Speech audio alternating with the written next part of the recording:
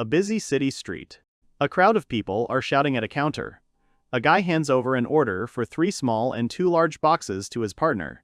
She hands over the bag. Thanks for the purchase. In the end, they sold absolutely everything. The girl addressed the guy, calling him Brother Shiro. The sale was a success. He thanked her for her help. He wanted to see their profit for the day. It was 51 silver coins and 10,900 bronze coins. If converted to yen, it would be 1,600,000. The investment was 127,550 yen, and the profit was so huge that while counting, he doubted whether they had calculated everything correctly. She certainly didn't expect this. This is amazing. In her opinion, Shiro's brother is very good at selling.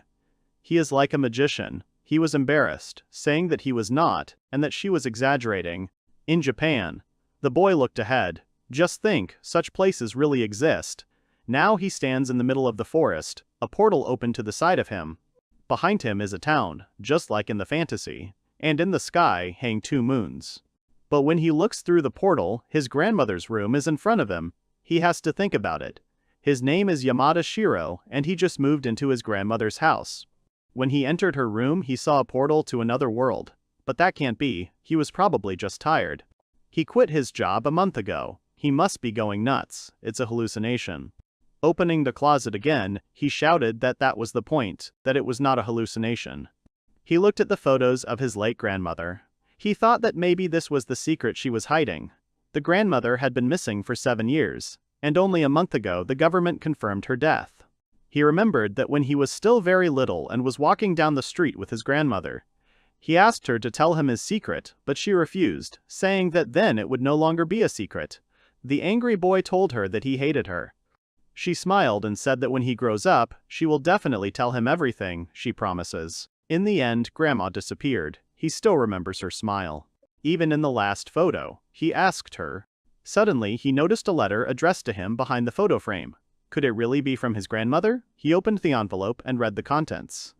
There, the grandmother apologized for not telling him, but she was a magician who came to Japan 80 years ago from a world called Rufardio. The letter describes 6 basic points. First, her room is connected by a portal to the world of Rufardio. Second, there is magic, skills, and other inexplicable power in Rufardio. Third, yes, there are dangerous monsters in it. Fourth, there are other races there besides the human race. Fifth, she put a ring in the envelope that will help him understand the language of another world. Sixth, he needs to put on the ring and read the book that lies behind the altar. He'll understand everything when he gets there. He shouldn't worry. The guy even started sweating. It was too much information. He checked the place his grandmother had spoken of, and there indeed was a ring and 2 books, but in an incomprehensible language. He remembered her 6th rule, put on the ring and read the book. After doing this, he realized that he actually began to understand the other language that the book was written in. Suddenly, a voice appeared in his head, telling him that he had acquired the skill of equivalent exchange. The boy was scared, not understanding who it was who was talking to him in his head. He fell on his butt from fear, and the book fell out of his hands. He looked around in panic, but there was no one there. So he got a skill, just like in novels and games. Suddenly, the voice told him again that he had received the inventory ability. He heard this every time he received the skill. But what should he do next? Go to another world with new skills. He remembered his grandmother's words about how he would understand everything when he got there. He shouldn't worry. But he didn't know whether to go or not. His grandmother always said that the world was made for traveling. But it was already night. Tomorrow he would have to go to the store. The next morning, he looked at the photo of his grandmother and, folding his hands in a prayerful gesture, told his grandmother that they were going to another world. 0. Dressed comfortably and with a huge backpack thrown over his shoulders, he set off on his adventure. He walked forward along the path towards the village.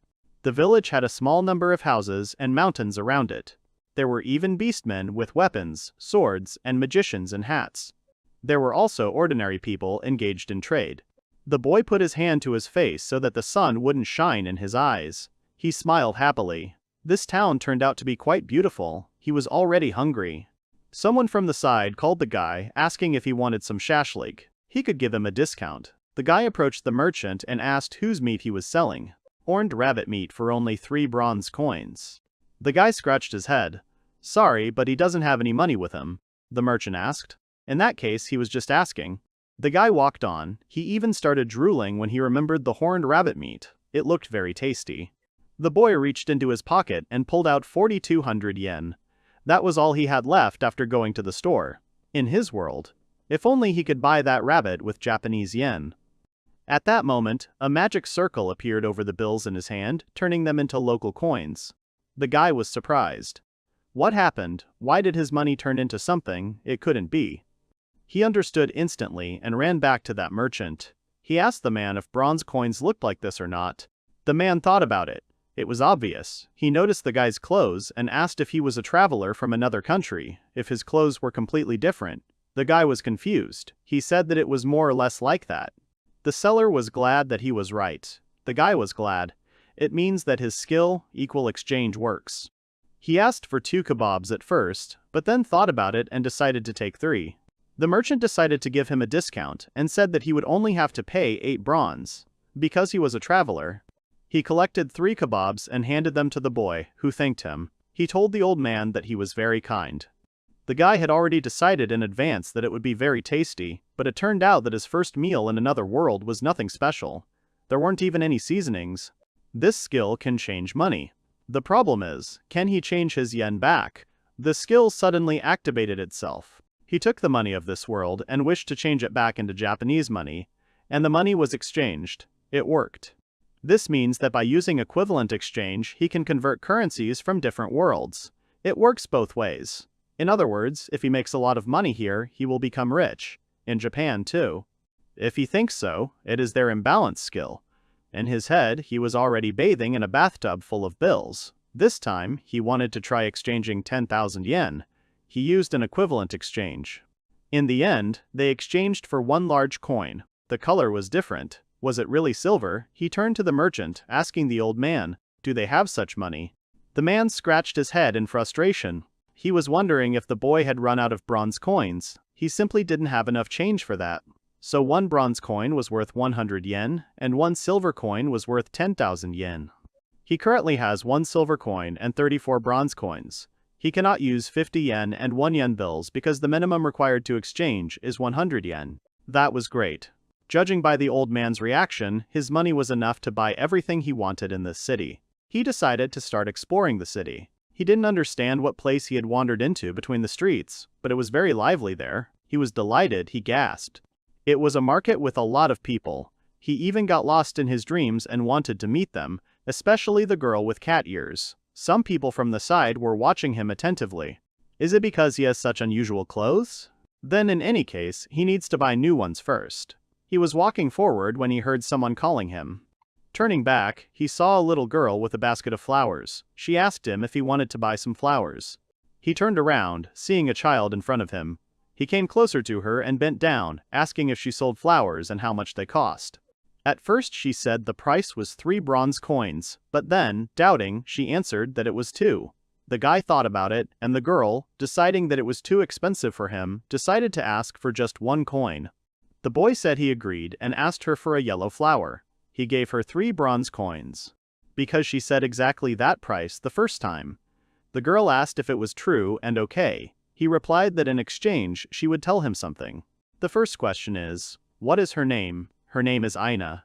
He introduced himself as Yamada Shiro, and said that it was nice to meet him. He asked to call him simply Shiro. The girl returned the handshake, saying that she was also glad to meet Shiro's brother. He decided to ask the following questions and asked what the name of this city was. He is a traveler. Thanks to Aina-chan, he received a lot of useful information. This city belongs to the Giliwam Kingdom and is called Ninorich. There are 3 types of currency here. 100 bronze coins equal 1 silver coin, 100 silver coins equal 1 gold coin, so 1 gold coin equals 1,000 yen. The average salary here is 8 silver coins a month. Apparently, only a couple of people have gold coins. Also, no one has the right to trade without the consent of the local authorities, not even a child like Aina. Suddenly, he had an idea. He turned to the girl, asking if she could sell him 10 flowers. She agreed, and then, shocked, she asked if he was serious. He said yes, he wanted to buy them because they would be useful to him. He gave 30 bronze coins for it. The girl thanked the guy. He thought that his grandmother would be happy. The girl asked again which grandmother he was talking about. but he answered that it was nothing. He thanked her for the beautiful flowers. Aino was very happy because he said that the flowers were very beautiful. The guy asked her if she would show him where their city hall was. She said she would show him. Waving her hand, she told me to follow her. Finally, they came to the town hall building where the mayor's office was. It was a huge, very beautiful building. He asked if everything would be okay, since he was not from here. She answered that everything would be fine, since everyone here was kind. But the sight of one granny was quite frightening. It was a woman of advanced age, clearly of a non-human race. She looked at the guy rather strangely, asking him if he was from another country. He replied that to some extent it was. Then she asked, in that case, to write down on a piece of paper her name and working hours, then to indicate the method of selling her goods. He can be a street vendor, but he must pay a tax of 10 bronze coins per day, that is, 1,000 yen. Stallholders also have a tax of 10 bronze coins per day, or a shop owner. There is a tax of 3 silver coins per day, that is 30,000 yen. He can choose one of these 3 positions. But she must warn that the contract for the shop owner will be valid for at least 10 days. Then he wanted to try being a litter box for 5 days, starting tomorrow. He was even able to write in the language of another world, thanks to the effect of the ring.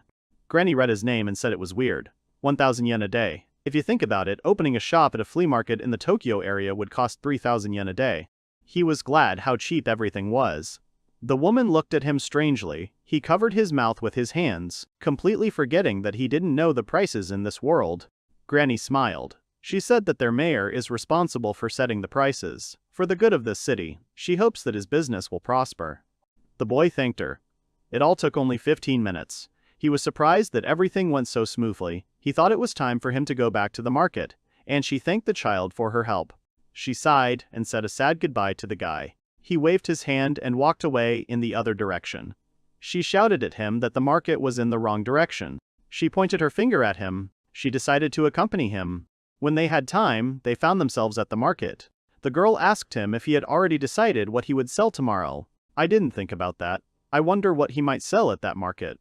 The girl decided to propose an idea.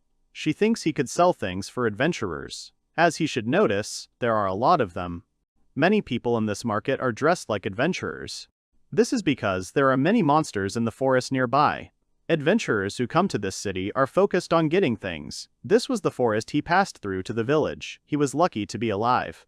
He thought of an idea for adventure gear. That's why her flowers are so hard to sell. But her brother bought her a lot of flowers today, so she was happy. With her arms outstretched and a teary-eyed smile, she thanked him, saying that it was nice to meet him. She embarrassed him. She offered to give him a tour of the market. They went into a lamp and flint shop, a raincoat and sleeping bag shop, a sharpening stone shop, and also a rope shop. There were many shops there selling various goods to adventurers. Everything was as she said. They took each other's hands. The girl pointed him to the grocery store. The hero thought to himself that she was a good child. She would surely make a great wife. It showed further, where lantern oil and stewed meat were sold. He was thinking about something completely different, that he wanted a beautiful wife and daughter for himself as soon as possible.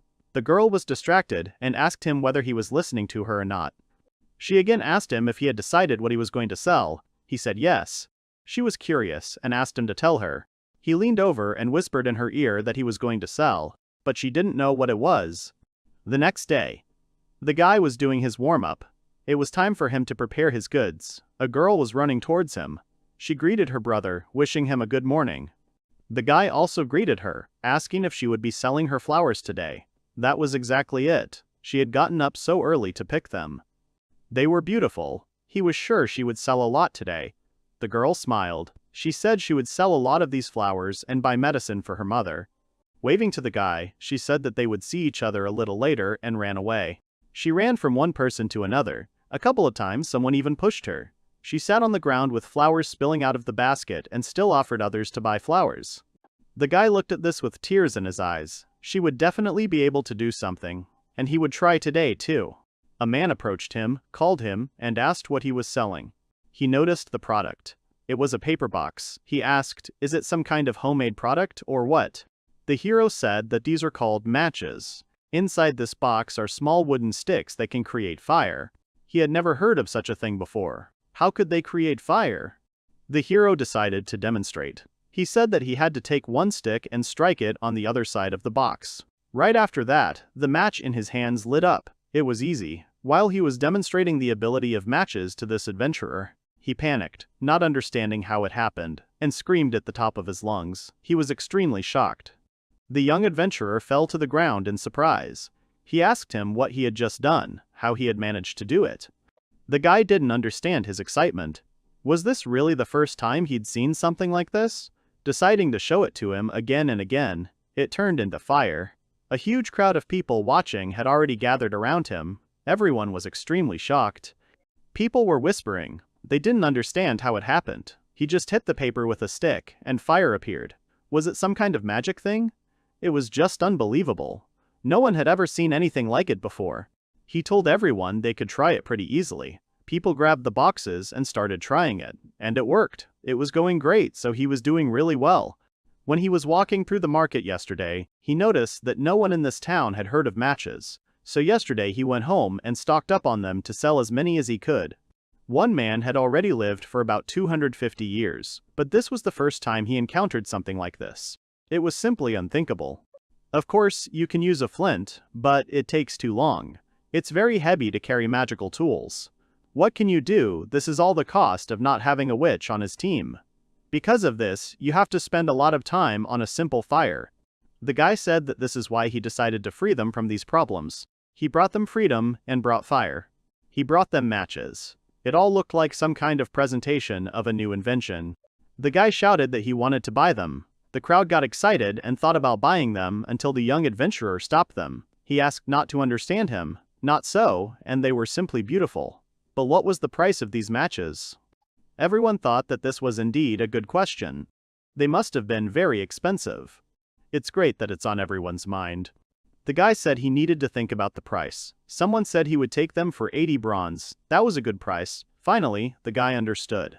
To simplify things, he already has two options. The first is to sell them at an exorbitant price, but in small quantities. And the second is to sell them cheaper, but in many times larger quantities. In the first option, the revenue from one pack will be very large, but the number of clients will be limited. In the second, anyone will be able to buy them, but one pack will bring little income. He will have to make a choice. It's decided. Each box contains 40 matches. Just today, in honor of the opening of his store, he decided to make a special price on them. He told everyone that they could buy just one box for 5 bronze. Shocked people started shouting from all sides, asking for a large quantity of goods per person. That is, 10 and 20 packs. The guy warned everyone in advance that they do not light if they are soaked, so you need to watch where they take it. Today, matches are selling very well. He sold them to at least 100 customers. The old man who came at the end was late when everything was sold out, and the guy gave him a queue number for tomorrow. The guy was already exhausted. He lay down on his back on the blanket and looked at the sky. He was afraid that tomorrow there would be even more people if things continued like this. Clouds were already gathering in the sky. He wondered if he would be able to handle all the customers tomorrow. He hoped he would be fine, and he shouldn't need flowers tomorrow. The girl continued walking around the market. She screamed and asked to buy flowers. She turned around when she saw Shiro. She asked him in surprise why he was standing there and how he got into the store. The guy said that he had sold out of his merchandise for the day, so he had to close. The girl thought it was simply unbelievable. He asked her how sales were going. The girl hid a full basket of flowers behind her back. She replied that she didn't think so. And why didn't anyone like her flowers? She even cried while saying this. The guy quickly asked if she was okay. She turned away, telling him to forget. He didn't need to worry. She would just go on selling flowers. The guy shouted, asking her to wait, and ran after her, grabbing her hand. He asked her to listen to him, at least a little. The girl, annoyed, screamed at the top of her lungs. She asked him to repeat what he had just said. He repeated his words again, that he wanted to know if she wanted to help him at the store tomorrow. She was surprised that he didn't mind her helping. He said that he really needed her and, of course, he would pay. The happy girl said that, of course, she would definitely help. She always wanted to work with him, and nothing else. The boy scratched his head and thanked the girl. But she replied that he didn't need to thank her, because she couldn't even sell flowers. And therefore she herself should be very grateful to him. Such an abundance of gratitude touched his heart. That's why he vowed to work himself to the bone tomorrow. For her sake he would give it his all. The guy said goodbye to Anna until tomorrow. They waved their hands at each other, and the girl ran away contentedly. The guy hid around the corner of the house. He looked around to see if anyone was around. He didn't want to be noticed. 146. After speaking the secret word, a portal to his world opened before him. The portal was right there in his closet, and he could summon it just by thinking about it. It was convenient. He hoped no one would figure it out before then. Now, he seemed to have done everything. It was time to go home. He portaled to his own home in Japan, taking off his shoes first. He sat down on the floor, placing his backpack and a bag of foreign coins next to him. That was all the money he had earned that day. He used the equal exchange skill and exchanged everything for yen. That was all he had gotten for the day, and he was happy with it. He calculated the amounts on a calculator, and his profit today is simply frightening. Compared to his previous job, it's just something. Selling matches turned out to be profitable. It must be agreed that the figures are very approximate. He worked only an hour. If all goes well, then life will be a joy for him very soon. To sit without work, playing and reading, that is his dream. And now he needs to get busy preparing for tomorrow and not indulge in empty dreams. He walked into the store. It was quite large. There weren't many people there at the time. He looked around, trying to remember where the match rack was. They were somewhere in this part. He had taken a large cart with wheels with him in advance. He noticed a rack of matches that weren't in paper wrappers. They were water and wind-resistant survival matches. He hadn't known such matches even existed. He'd be a fool not to sell them. He collected a whole bunch of these matches. He planned to get all the money out of these adventurers. He hoped that this amount of matches would be enough for him. The seller thought to himself that this guy was an arsonist and looked at the hero strangely. Later, Shiro realized that he couldn't carry all of them home. There were too many of them, and he only had 2 arms. For a second, he wondered what would happen if he used the equal exchange right now, here. Looking around, he used the interdimensional storage. A gate resembling an eye appeared right in front of him. He was surprised. He threw 1 pack of matches into it as a test, and then the rest from the basket. It was his own pocket dimension. He was incredibly happy about this fact. That time, before the first day of trading, he had to stuff all those matches into his backpack, and thanks to his previous job, because of which his back is in terrible condition, but he would never be able to use his backpack with so many matches. Right in front of him, a summary appeared in the form of a census of what was inside the vault. Honestly, it was even starting to scare him. What did his grandmother do to get such power? He won't have to carry anything anymore. This power is just unreal. He is too shocked by it. He stares wide-eyed at his palm, which opened this magical pocket dimension. He'll sell matches for another 4 days, and then he'll decide what to do next. With such opportunities, he will definitely become rich. With a determined look, he raised his fist up. The girl pointed at the guy, saying that he was that weird man from the store and he was talking to himself again. The worried woman said not to point at people. And suddenly he went through something. He decided to quickly shut up and go home to get ready for tomorrow. She said goodbye to her mother, saying that it was time for her to go. Her mother wished her luck for today. The woman was lying in bed by the open window. Her mother pointed out that she had forgotten to take flowers with her. She smiled and said that she didn't need them today. She was helping Shiro. The girl waved goodbye to her mother. At the same time, in Japan, Shiro's grandmother's house. The boy looked at his grandmother's portrait, saying that it was time for him to go. He wanted her to wish him luck. He put his hands together in a pleading gesture. He opened the wardrobe with the portal and, throwing on his briefcase, went inside. He came out into the street and another world, where his shoes were already standing. Well, it was time for him to start. He ran forward and saw Anna standing nearby and called her by name. They wished each other good morning. The guy said that he hoped he hadn't kept her waiting long. Of course he hadn't. She just came herself. But maybe she did stand there for a little while. But she clearly wasn't against it. After all, the customers were already here, and there were a lot of them, despite it being so early. The guy was shocked by this. The girl, clenching her fists, said enthusiastically that they needed to give it their all today. Her eyes sparkled. The guy asked to wait, said that he would now give it all away. Suddenly he shuddered. They had too many customers. They were blocking the nearby shops. Other traders were clearly panicking about it. This is bad. He can imagine where this will lead. Clearly nothing good. Someone called out to him from behind, and he flinched. It was the same man who had sold him shashlik on his first day here. The man was surprised by the huge queue to the young man. Before the young man could turn around, he asked for forgiveness, saying that he would organize everything now. But finally he saw the man who had spoken to him and recognized him. He asked him to wait a second and called him Lord Rhodacy. The man waved and said hello with a smile. There was a girl standing next to him. He said he'd heard rumors about a new thing called a match. He couldn't believe the guy had done all that himself, but he wondered if he was okay. He was just getting bogged down with customers. And he was. He said it was bad. A woman standing nearby said that in that case, they had a small shop on the outskirts of town. They could let them use it today. That way, he wouldn't be in the way of other vendors. The guy was embarrassed and asked if they were really sure they could help him. The woman replied that they had a day off today anyway, and of course, he didn't need to think about it. The guy happily said that he and the girl were very grateful. He asked if he could ask a question. He wanted to know if this woman was the Lord's wife. It turned out she was his sister, but the guy didn't see any similarities between them. They had to move a little further, towards Nakuya, where their goal was. When they arrived, they saw a rather convenient little shop. It was time for them to get to work. So they got down to business in no time. The guy decided to practice again. He showed her 2 boxes of matches and said that if he said M, then she should give him the small box. If he said B, then the big one, and she should not forget that they also had matches that did not get wet. Anna was panicking a lot, you could see it in her eyes. But she said that everything was fine and she would sort it out. The guy panicked. He didn't think she was okay. She looked pretty worried. But in any case, it's time for them to open the store. He shouted down the street, apologizing for the delay. The store is open for today. There was a huge line since early morning.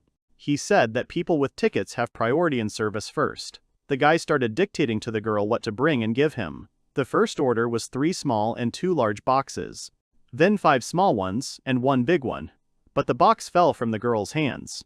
She reached for the top shelf, asking to wait and apologizing for the delay. Then 4 waterproof ones and hurry up. The guy asked if everything was okay, and Anna apologized. The girl was doing badly, all the things were falling, but she noticed how amazing it was that the matches were sold out in an instant. People were pushing in line to get in first. The guy thanked for the purchase and called the next buyers. They are selling at breakneck speed. After a while, everything was already sold out. The guy apologized to the crowd, saying that everything was already sold out. The girl was very surprised. Did they really sell everything? And that's how it was, and in the guy's opinion, it was all thanks to her help.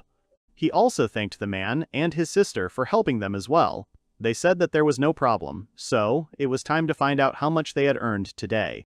He started counting how much they earned today, and it just couldn't be. He thought he would earn no more than 200k per hour, but now after 3 hours of sales, they have 1,500,000 on hand. That's almost 490,000 yen an hour. That's what millionaires make. Okay, but now they need to move quickly before anyone notices. The guy threw the coins into his briefcase. He slung it over his shoulders, but his back bent backwards under the weight. It was too hard. He could use his pocket dimension, but he doesn't think it's a good idea to use it in front of others. It won't work anyway. He handed Anna a small bag of money, saying that it was her salary for today. She was clearly confused. She bowed loudly, thanking him. He stroked the child's head with his palm, asking if she was thinking of buying something for herself and her mother. Besides, she deserved it, because her help today was invaluable. The girl denied it. She should have thanked him for letting her work with him. She wanted to thank him. The guy pointed with his finger at her to be quiet, shutting her up before more words of gratitude. He winked and said that from now on he wanted to speak without formalities, and she herself gave him a very good help. The girl grumbled, she just wanted to thank him, and the guy laughed because of her pouty face. Suddenly the girl's stomach growled from hunger, and both of them noticed it. The girl was very embarrassed by this, gasping and blushing. The guy remembered that they didn't even have a lunch break today. Then why don't they have a snack? He reached into his backpack, pulling out sandwiches from his world with different fillings. He handed one to the child. She asked if it was really bread. The boy replied that to be completely precise, it was a sandwich. It was the first time she had seen such snow-white bread. After taking a bite, she shouted to Shiro how wonderful and delicious it was. He was glad that she liked it. There were sparkles in her eyes. They were sitting on a blanket near the stall where they were selling today and eating. Someone approached them from the side. The stranger apologized and asked if he could take a minute of their time. Shiro looked at her and asked again if the girl was addressing him. She said yes. She heard that someone was selling a new thing, like matches, I think, and she thinks that someone is Shiro. He confirmed her suspicions. He apologized, but he couldn't sell them to her now because they were all sold out. But the girl denied it. She didn't want to buy anything. She said she came here to see him. Her name is Karen Sankarika, and she is the mayor of this city. The girl knows she is late. She stands with her arms crossed under her chest, looking important. Her name is Karen Sankarika. She is the mayor of this city. She was quite young and richly dressed. Her hair was long and neatly styled. The guy was surprised that the mayor of the city of Ninarich was a woman. For him, this could not be. Such a young and beautiful girl was the mayor. He expected some older guy, in strange clothes, or rather, in their complete absence, and a mustache. The guy quickly got up from the blanket and scratched his head, asking what the city mayor wanted from him. First, she asked to let her express her gratitude for the fact that a merchant of such a level was engaged in trade in her city. She bowed gracefully to the boy, thanking him. He asked her to stop, putting his hands forward in a request for calm. He said that he should be thanking her. He was saying thank you for allowing him to trade here. The girl was surprised. It turned out that the guy had rather low self-esteem. She turned her back to him, thinking, most of the merchants in this city are hard-headed. Well, the guy really thinks that might be true. The girl suddenly turned back to face him and asked for his help. Then they discussed something for some time. This city is in the middle of nowhere. All the merchants have an "I'm just carrying a heavy load" attitude, and all the things the city needs are sold at an inflated price. While they were talking, Anna, having eaten her fill, was lying down and already, it seemed, had her 10th dream. The mayor of the city wants to get out of this situation.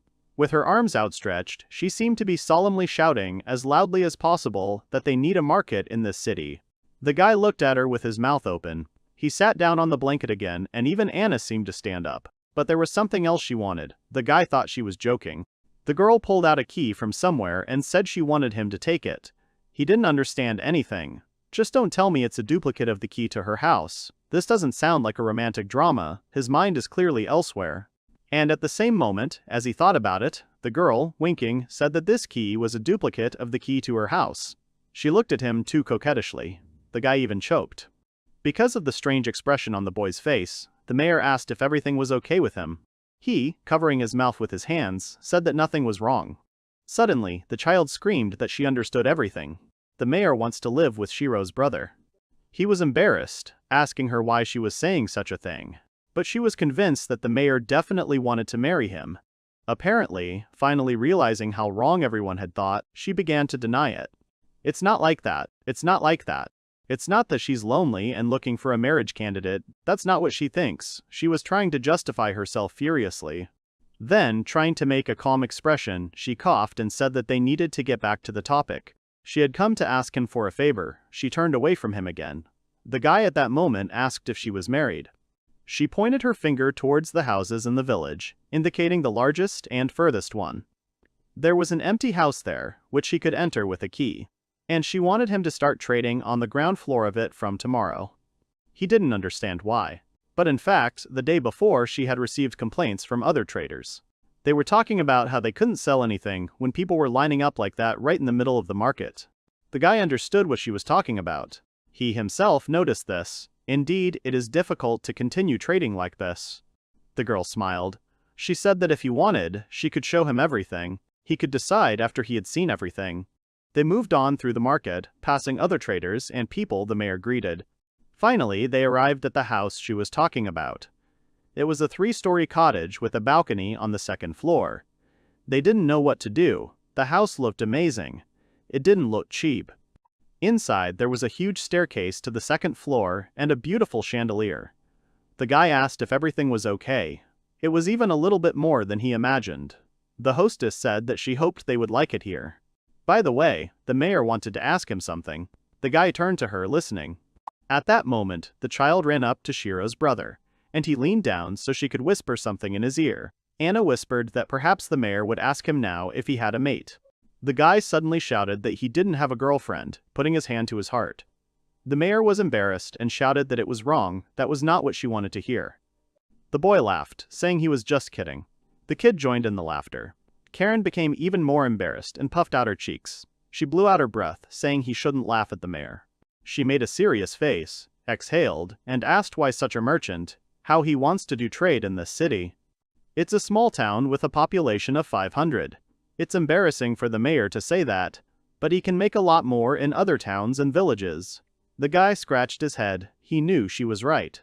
He thought before answering and said that he thought it was just because he liked it here so much, and he had only been in Ninarich for 3 days. But Ina tries so hard to work for him. The girl was flattered by these words. Also, in this city there is a mayor who is so kind to him despite the fact that he is not from here. Her face also turned red. Something like that. Now he just loves this whole city. Having said this, he spread his arms out to the side, smiling.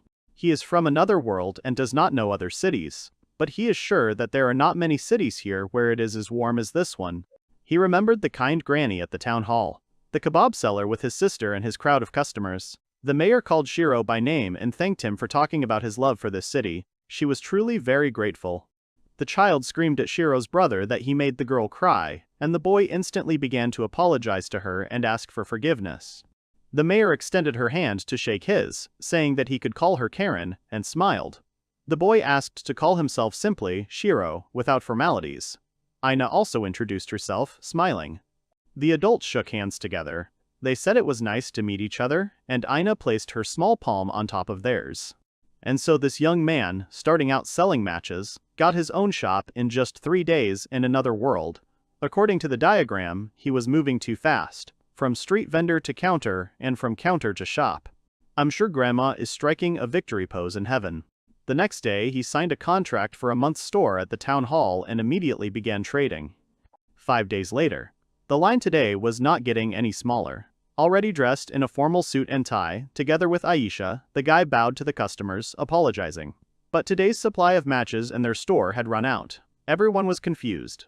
He thinks he's sold enough matches for everyone in town today. It's a mystery why they're still selling. It turns out that Aisha was cleaning the room at that time, wearing an apron and headscarf but had already finished it. He wished her good night, telling her to go and rest on the 2nd floor. But Ina asked if she could help with anything else. The guy said that it was not necessary and everything was fine. She seemed to be a little upset. The guy pulled himself up, throwing his hands up and yawning on the chair. Then he took 2 mugs, a teapot, and some goodies on a tray. He, having climbed up the stairs, opened the door to the room, calling Ina with a smile. But he was surprised to see that she had already fallen asleep on the couch. No wonder, she was only 8, and she was working like that. He put the tray on the table not far from the couch. Turning around, the hero saw that Ina was slowly starting to open her eyes. The guy asked if he had woken her up. She, still sleepy, beamed and said that it was Daddy's fault. The guy was embarrassed by this. What kind of daddy was he? He certainly wasn't. He told Ina that he was Shiro. But she kept talking, calling him Daddy and asking him to pick her up. She reached out to him, who was embarrassed. He finally agreed and picked up the baby. He was a little embarrassed. The baby hugged him back. She was very happy that her dad finally hugged her. Ina's mom did the same. And without finishing her sentence, the girl suddenly fell asleep again, hanging on him. He was very surprised by this. The boy asked himself how he was a father now. The cups with the drink were still standing on the table, steaming. Covering the child with a blanket, he said that if she wanted anything, she should just tell him. And at that very moment he would do everything possible to help her. True, the child did not listen to this because he slept soundly with a smile on his face. It was the 6th day of the store's sales. Shiro decided to give Ina a rest today, even though she wanted to work more and was clearly unhappy about it. The guy went outside. He bowed almost 90 degrees and shouted to all the remaining customers in line that, unfortunately, all the goods were sold out. Despite the fact that it was not the first day of sales, every day a huge crowd of people wishing to buy goods still came. The guy went inside again and, tired, lay down on the table, muttering, "How hard it is to work alone." Suddenly the bell on the door rang, notifying the owner that a customer had entered the store. It was Karen. She apologized for disturbing him. The guy immediately called out to her. He immediately jumped up from his seat, saying or bragging that they had sold out again today. The girl was not surprised. On the contrary, she was pleased. She had already expected something like this from such an experienced trader as he. The guy did not quite agree with this. Looking at the boxes behind him, he really didn't understand why the number of purchases was 5 times greater than the number of people in the city. It worried him. The girl heard some rumors that someone was reselling matches in another city with great success. These rumors were spread by people who, having saved up matches in his shop, ran to tell others about it. Now he was thinking that maybe he should set a limit on the number of boxes. The mayor called Shiro, telling him that she had decided to come to him today with a request. She had a serious look. Apparently, the request was really serious. He suggested that they talk about it upstairs. He prepared 2 cups of hot drink and placed them opposite himself and the guest. They sat down at the table opposite each other. He asked what her request was. She put her palms together, rested her chin on them, and decided to start from afar. She asked if he knew that there was an adventurers guild in her city. He knew of one, and that it was called Ginsuki, and asked if his information was true. She hadn't even thought he knew its name, and was pleasantly surprised by the fact. Many of his customers were adventurers. Adventurers Guild. It was something like a middleman. Clients ask them for something, and then adventurers take on the task. Something like an organization that guarantees success. They are usually tasked with killing monsters that attack livestock and humans. They are also tasked with collecting mushrooms and medicinal herbs to create medicines and other things. Since the guy already knew all this, then she decided not to delay. She said that Ginsuki is the only adventurer guild in her city. Guildmaster Ginsuki must have done something to the mayor, because she looked away without finishing her sentence. The boy became very curious about what happened to the guildmaster. The guildmaster is the leader of the Adventurers Guild, a word that makes any boy's heart flutter. The guy jumped up from his chair, resting his hands on the table, and asked what had happened to him. The girl didn't understand what he had said at first. She seemed to be holding the tension, speaking intermittently. Because of this, the guy himself began to get nervous. But in the end, to all the tension, she said that the guild leader had escaped last night. This clearly worried her. On top of everything else, it turned out that they had no money at all to support the guild. This put pressure on her. And the adventurers who were members of the guild were about to leave the city, and all the money of the guild was with its leader. The guy finally realized how bad everything was. It was clearly a huge burden on the girl's shoulders. But it turns out the mayor has a plan. The guy was even surprised. She had thought it all out long ago. Getting up from her seat, she stood by the window, looking out, while the guy remained sitting in his seat. The Adventurers Guild, based in the capital, wants to establish a branch in their city. Until now, they refused because of Ginsuki. But in view of the recent news, they are already thinking about giving their consent. The guy realized that they were about to lose an important part of the adventurer's city. He thinks that this decision will be the right one. The girl sighed with relief. She thanked him and said that she felt better from his words. The guy, embarrassed by the mayor's body, quickly turned away in panic, saying that he had done nothing at all. She decided to get down to business. Turning back to him, she said that if he agreed to fulfill her request, a guild from the capital would soon visit them. They would decide whether to establish an official branch here. So, she asked Shiro that she would like him to show their representatives his matches. The guy wasn't against it, but he didn't understand what the point was. And the point was that she had never seen anything like it in her life, not even in the capital, let alone other cities. She examined the matchbox in her hand. She didn't understand where the hell he got them from. That was the whole point. She asked not to be misunderstood. She wasn't trying to get to the bottom of it. It was just that if he was the only one who had them, it might interest the representatives. He understands what she's talking about. Basically, he needs to get their attention with matches. Like reporters saying that this city has unique items that clearly stand out from the rest, then maybe everything will go well, right? The mayor was surprised that the guy understood everything so quickly and independently. Everything was clear to the guy. He would still think about something else that could surprise them in addition to the matches that he was throwing in his hand at that moment. The girl called him by name. She was surprised by how kind he was. She promised to repay him for this request. She looked at him with all gratitude, fingering her fingers. The next day, everything was sold out again, and Shiro, now with the child, apologized to the buyers again for this. Their faces were still surprised. The girl returned to work. She was standing in an apron and a headscarf again.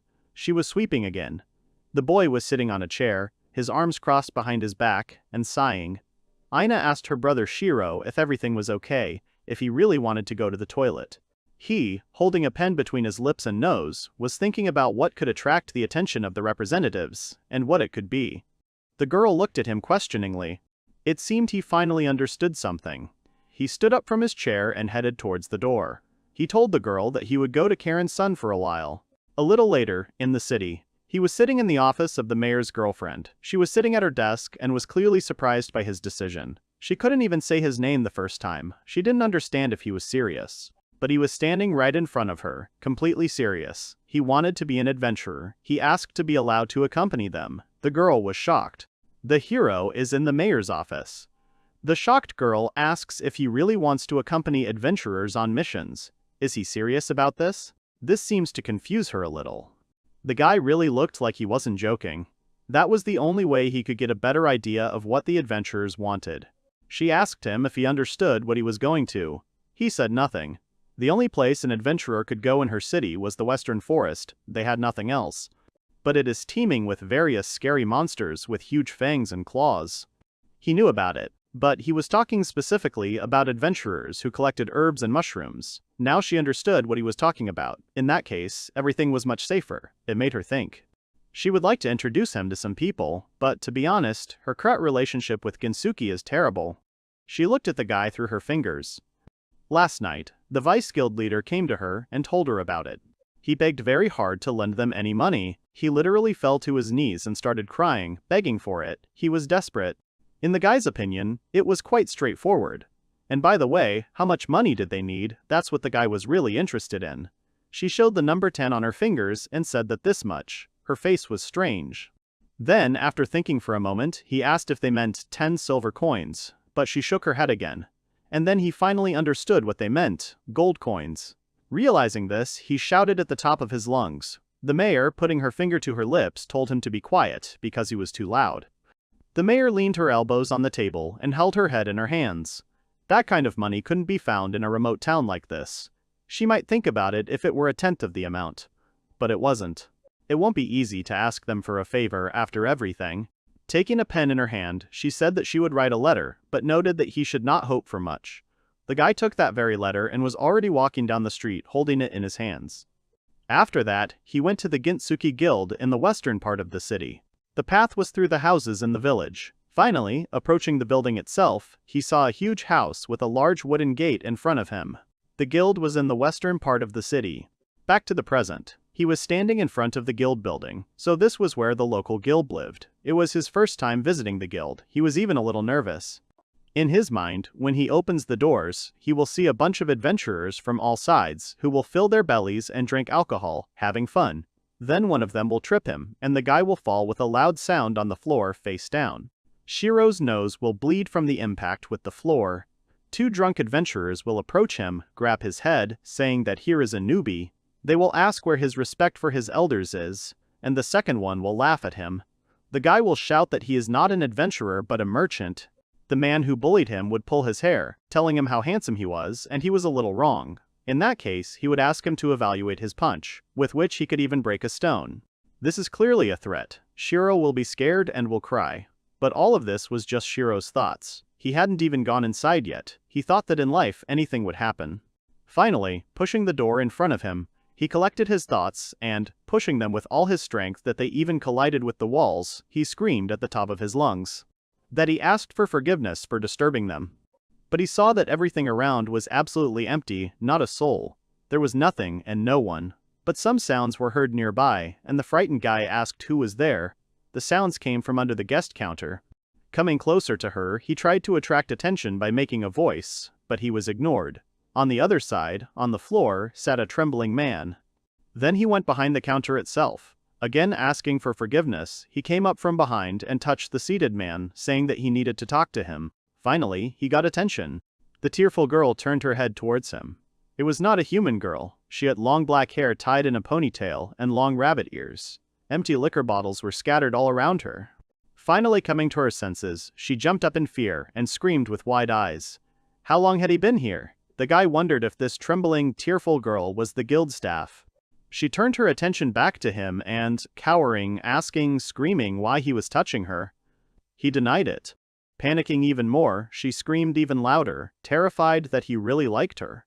He didn't even know what to say to that. In a nutshell, she can summon 1,000 muscular men from Ginsuki's poster. In her imagination, it clearly sounded and looked very cool, but in reality it was different from reality. The guy didn't want to sound too rude, but he hadn't seen anyone here in the guild. The girl cringed in offense at this and, trying to justify herself somehow, said that sometimes they still came here. He squeezed his palm tightly into a kulan. She screamed that, but even so, she alone can offend him. She was convinced that her blow could even destroy a stone, and she told him not to look down on her. She twitched as if in convulsions. It was unclear whether she could really fight because she simply swung her fists, missing. The guy realized that this girl would definitely be a pain in the ass. He looked at her with a blank, shocked look, as if he had gone into the astral plane. While she continued to kick, making sounds, but was still unable to calmly deliver a single blow. The guy was clearly fed up with this, so he sighed tiredly, apologized, and asked where he could find the deputy head of the guild. He wished she would call him. The girl froze in place with her fist raised to strike and looked at him. It turned out that she was the deputy head of the guild. That was her. The girl pointed her finger at herself. The guy screamed so loudly in surprise that the guild building even shook. The reason Emily is Ginsuke's deputy leader is quite simple. It's because the guild now consists of only her. The bunny girl stood there with tears in her eyes and a bottle in her hands. She had an employee tag around her neck. Actually, there was another girl here, but she disappeared for an unknown reason, a day after the guild leader escaped. In the end, out of the 3 employees, 2 escaped, and Emily, unwillingly, was promoted as the only remaining member of the guild. The girl drank from stress. Emily was already pretty tipsy. She thought that the 2 who ran away had an affair, that's why they disappeared in her opinion. But she thinks that they didn't know that she knew. The guy sat silently on a stool opposite the girl at the counter and listened to her drunken ramblings. She was clearly showing, hugging the air, where and how the 2 escaped guild members kissed. But then she clearly went off on a tangent, saying things that needed to be censored, where they were and what they were doing, and even talking about the guildmaster's room. She was extremely angry, saying whose nerves could stand it. She hoped that they were caught by bandits, and as a duet no less, she was very angry. In general, the guild leader who smelled like a lecherous goblin just pissed her off. After saying this, she exhaled, closing her eyes. The guy interrupted her at this point. He said, trying to calm her down, that she really tried hard, and he really hoped that she had already finished pouring out her soul to him. He was squeezed like a lemon, because after that, he seemed to have aged. The girl was a little touched, because he had listened to her grumbling for 5 hours. He, in her opinion, is a very kind guy. Saying this, she unbuttoned the buttons of her work jacket, and he wondered why she started doing this. The girl smiled and began to button them back up, apologizing and saying that he seemed to have some business. He was confused. The guy finally remembered this and said that, firstly, he had brought her a letter from the mayor. The girl was so surprised by this news that she shuddered. Emily asked again if they were talking about the same person, but she spoke very unflatteringly about Karen. There was clearly some mistake in her idea of the mayor. The guy, having heard all the insults, at first even thought that the granny's ring was faulty and that he had obvious problems with the translation of the ring. He didn't know who she was talking about. He meant Karen, who was the mayor of Ninerich, and asked if Emily knew her. In his mind, the girl was the kindest and most beautiful. Surrounded by bouquets of roses, she held a cup in her hands with an elegant smile. But the guildmaster continued to insult her, saying that she is the one who has all the nutrients like omega-3b vitamins and glucose for the brain go straight to her chest. That same Karen's son. The most cruel woman. If this letter is from her, then there is nothing wrong with her actions. Having said this, she immediately began to tear the paper into small pieces with particular cruelty. The guy screamed in surprise, and his eyes widened so much that it seemed that they were about to jump out of their sockets. The vice guild leader seemed to be in a trance. She said that she thought that things like love and betrayal were the worst things in the world. The guy in the background was trying to gather up the remains of the letter, catching them in the air. And then this Karen came into her life. A horrible woman. Emily sat down on the counter, humming to herself. She thought Karen had gotten rid of Ginsuke and invited another idiot, that is, another adventurer's guild. He should understand that. She started insulting her again, saying that the mayor was bad with immortality cubed, and asked the guy if he agreed with her. At that time, the mayor herself, sitting in her office, sneezed, thinking that she had caught a cold, but it was because she was remembered. The deputy head fell to her knees on the counter and, leaning her hands on it, began to sob. It hurt. It hurt a lot. She said that the mayor did not give her some 10 coins, and she even prayed on her knees. The guy didn't agree with her, because it was a big sum. 10 gold pieces was no joke. Besides, Karen's son had a lot of important things to worry about. The tearful girl turned to him with a shudder. She thought he was just protecting this woman with all his might, didn't she? He obviously liked her. In general, speaking about this Karen, she still loves her, and also considers herself and her best friends. After these words, she got divorced even more than before. She needs to stop insulting other people, especially her best friends. Without money, the guild would be finished. She had no idea what to do now. She lay on her back, covering her eyes with her wrist. Because the guy understood her attitude towards the mayor, he said that they needed to let go of the letter topic. Besides, he would repeat it for Emily. He has an order for the Ginsuki Guild. After saying these words, he took a handkerchief out of his jacket pocket and handed it to the tearful girl. She opened her eyes and turned to him. She stood up. Taking the handkerchief, Emily asked him how she could help.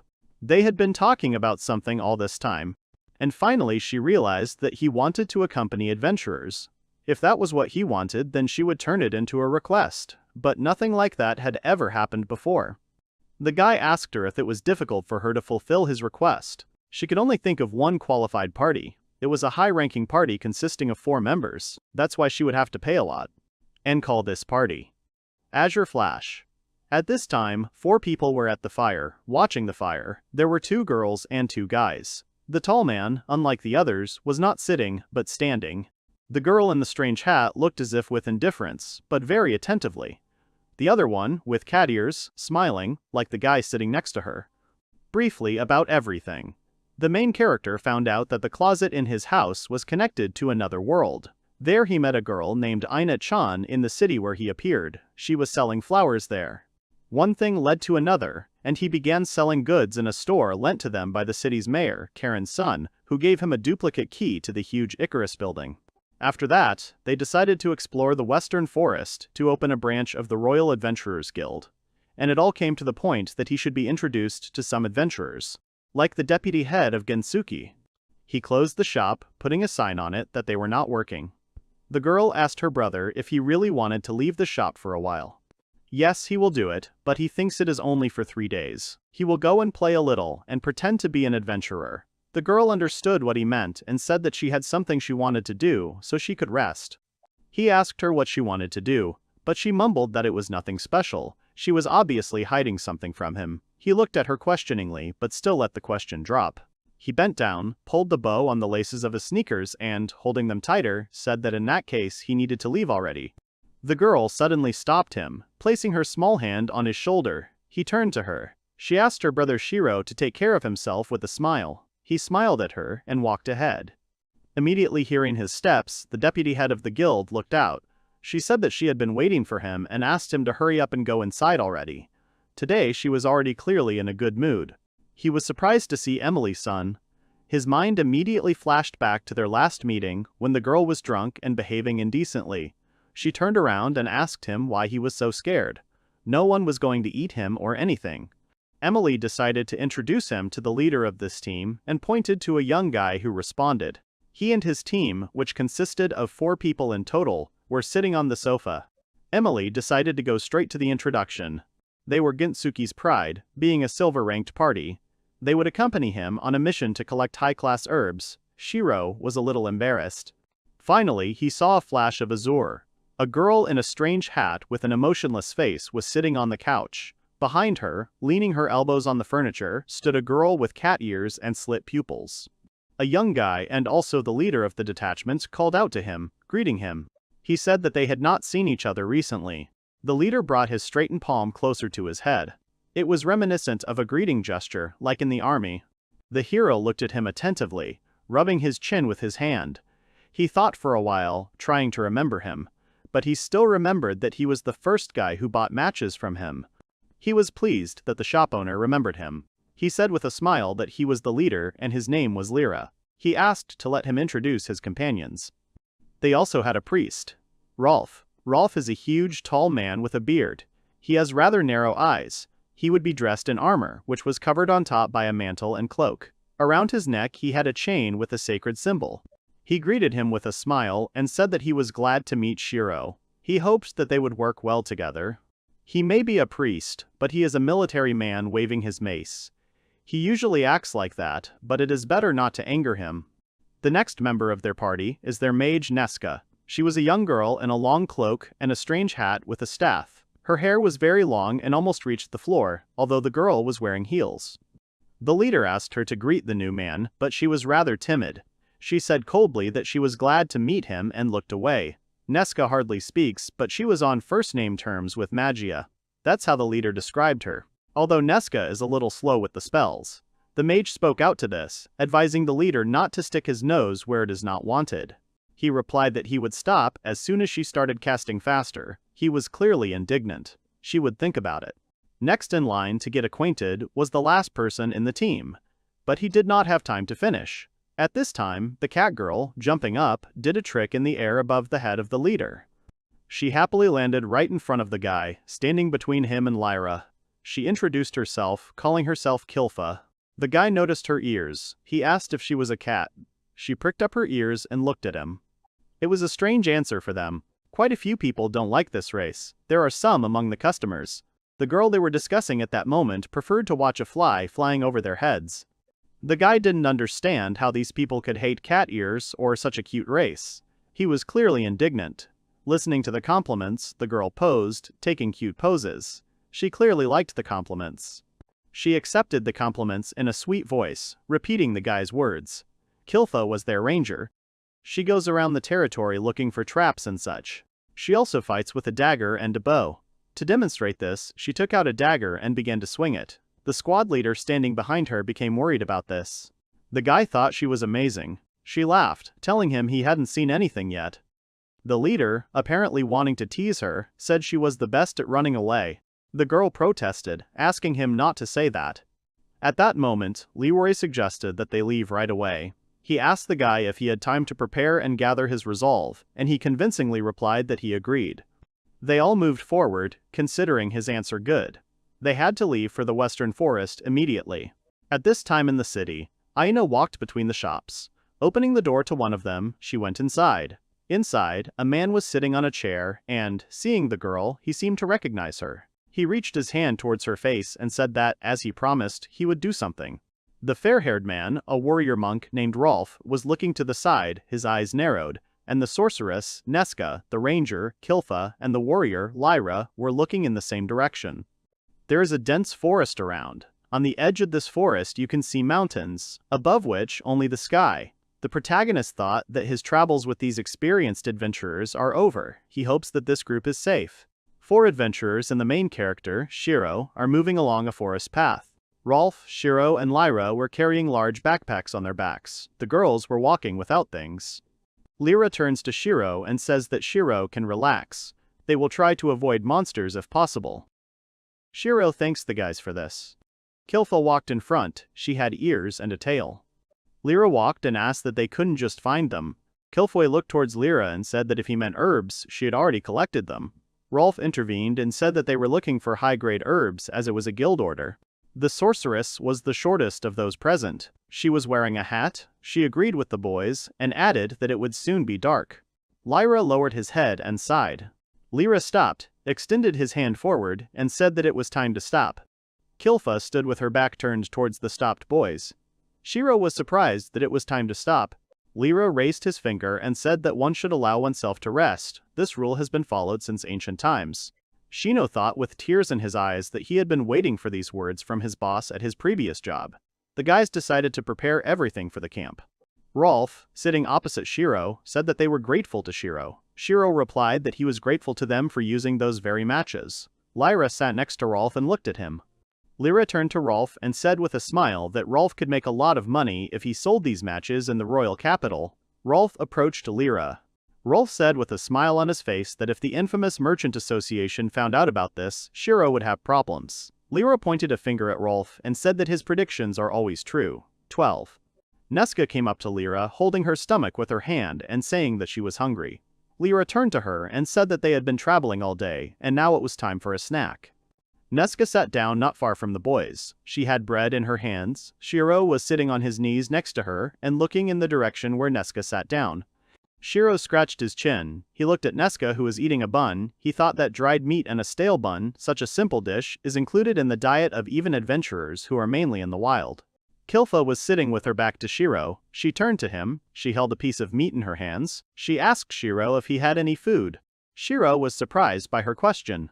Kilfa holds a piece of meat in her hands and tears off a piece with her teeth. One piece remains in her mouth. The second she holds out forward and offers it to Shiro. Shiro starts rummaging through his bag and says that he doesn't need food. He brought some with him. Kilf is sitting nearby and impatiently waiting and watching what Shiro is looking for. Lyra passes by. He is also interested in Shiro's search for something. Lyra sees something that surprises him greatly. The other boys are blinded by the light. They are surprised and do not understand what Shiro took out of the bag. The boys saw many packs and boxes of food. Lyra and Kilfa hovered over Shiro. Neska sat next to him. Lyra asked Shiro that he intended to eat it all himself.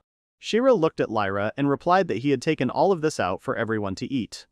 The guys looked at Shiro in surprise. They didn't understand what was happening. Shiro pointed to all the variety of food lying on the ground and said that these products were new and the guys should give them their assessment. Neska, Rolf, Kilfa, and Lyra stood thoughtfully. Then they started to rejoice, and Lyra rushed forward. He waved his hand and said that everyone should start tasting the food. Kilfa was jumping with joy, Rolf was smiling, Neska was impatient. Lyra started eating noodles first. Lyra was delighted with the taste of the food, he liked it very much. Kilfa ate a rice cake and was delighted with it. Rolf also could not resist eating. Neska ate a chocolate bar, she was drooling. The boys sat around the fire and enjoyed their food. Shiro thought that all the boys really liked the food they tasted. Kilfa was lying on the ground with a happy face. Her belly was very swollen. She said that she had overeaten. Neska was sitting hugging a lot of chocolate bars. She said that she remembered the chocolate. It was very tasty. Rolf looked up, holding the cross in his hand, and said that this must be God's plan. The boys fell asleep. Kilfa curled up in a ball. Neska lay on the ground and raved about chocolate. Rolf leaned against a tree and fell asleep. Shiro sat with his arms wrapped around his legs. Lyra came up to him from behind and said that Shiro needed to go to bed. Lyra approached Shiro. Shiro looked at him. Lyra said that he and the guys could take care of the patrol themselves. Shiro looked at Lyra and said that he was not used to going to bed so early. Lyra sat down next to Shiro. Lyra turned to him and offered to talk. Shiro held a cup of water in his hands. He was surprised that adventurers weren't used to using sleeping bags. Lyra stood next to him and held a cloth in his hands. He said that it was most likely because it was heavy to carry around. Lyra covered the sleeping Nazca, who was gnawing on her finger. Lyra said that in winter it is so cold that you can freeze to death, and if you take more things with you, the load also increases. Shiro brings a mug of boiling water to his face.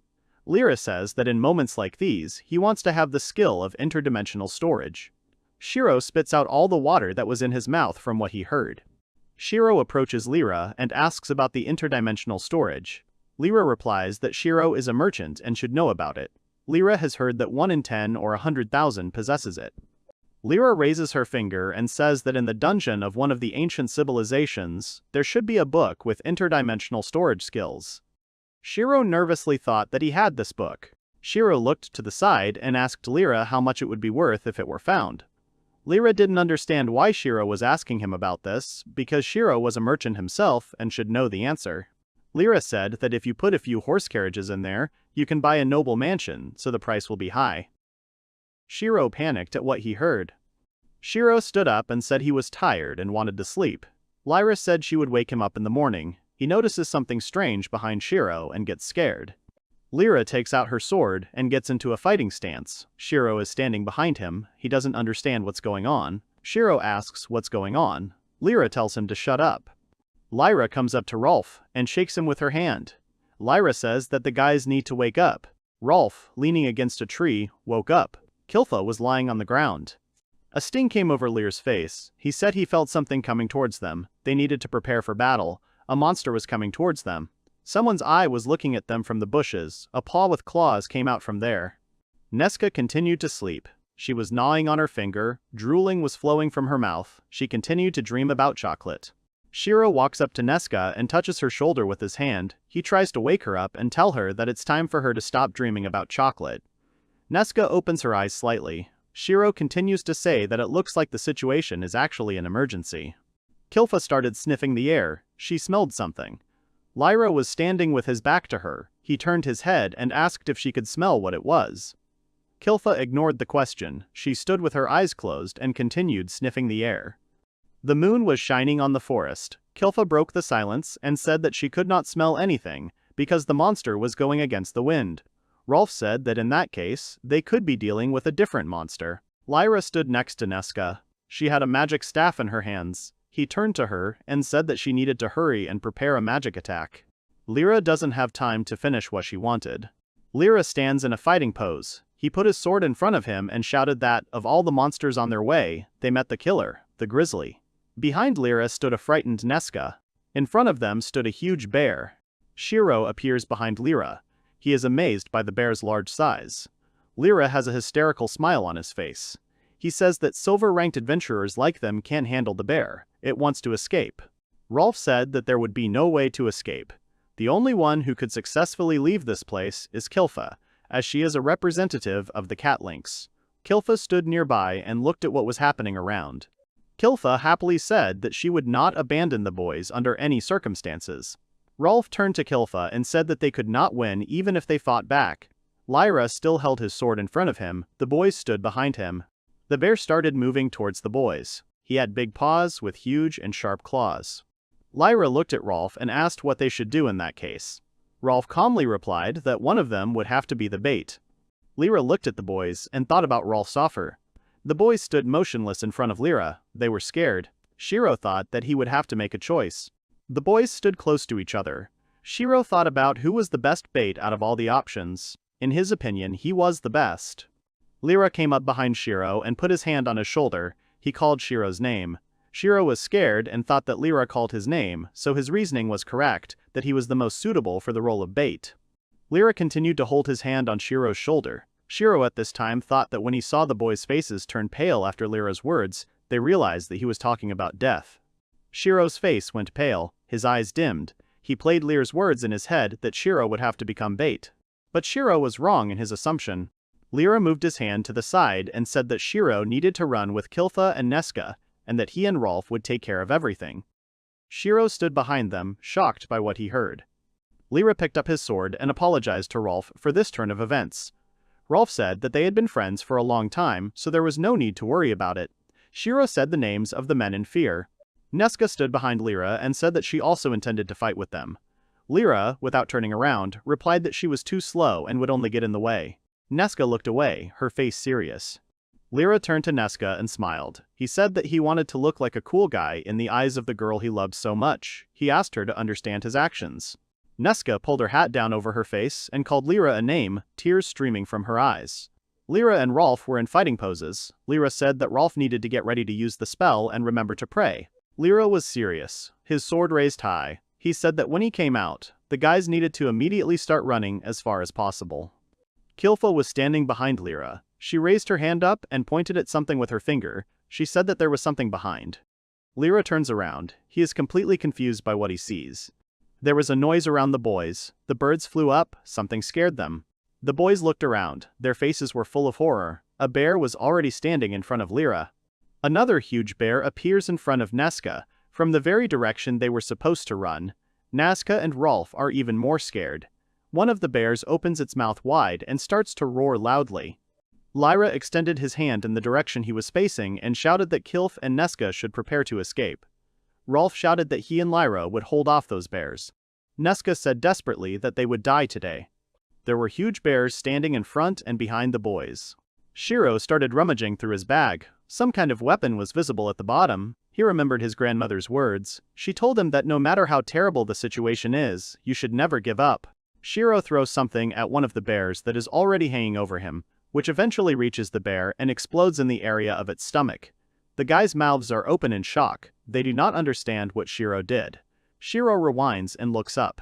Shiro takes out and pulls out a spray can with a bear drawn on it. Shiro screams that the bear will regret ever showing up in front of them. Shiro starts to press the small spray can that the gas comes out of, right into the bear's face. The full moon answered the tops of the forest. The boys were surrounded by large bears. Nesca's eyes sparkled from under her raised hat. She said that they would die today. Shiro was wearing sneakers and standing on the ground without moving. In front of him stood a bear with huge and sharp claws on its paws. Lyra turned to Shiro in fear and called his name. Shiro approached one of the bears, which was twice his height. Lyra looked at Shiro with fear and said that he needed to hurry and run away. Behind Shiro, he lifts his leg to get a better swing. Shiro throws something towards the bear with a serious face. The bear stands still and watches as something flies towards him. It was the lighting of fireworks.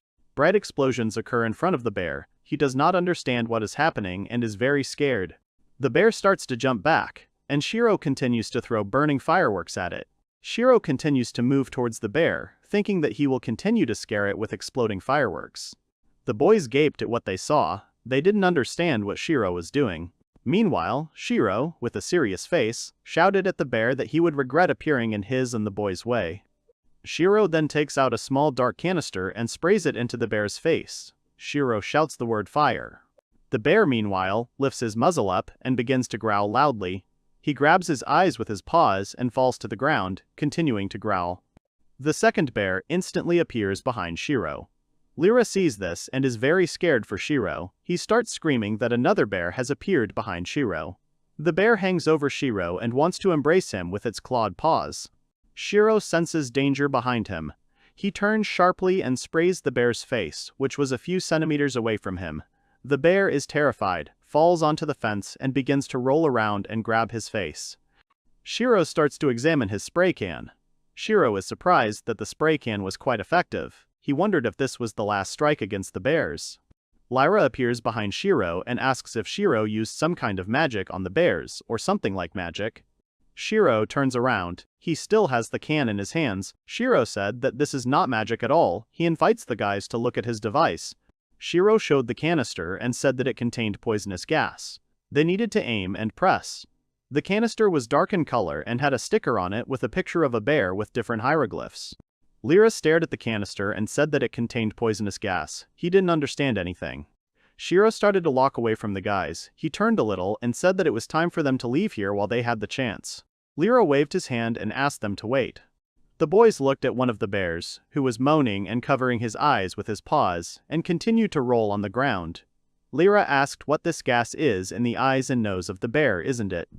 Lyra's eyes sparkled. An idea came over him. He said that since this had happened, adventurers like them should not miss such a chance. The bear heard Lyra's words. He removed his paws from his muzzle and tensed up, expecting something ominous.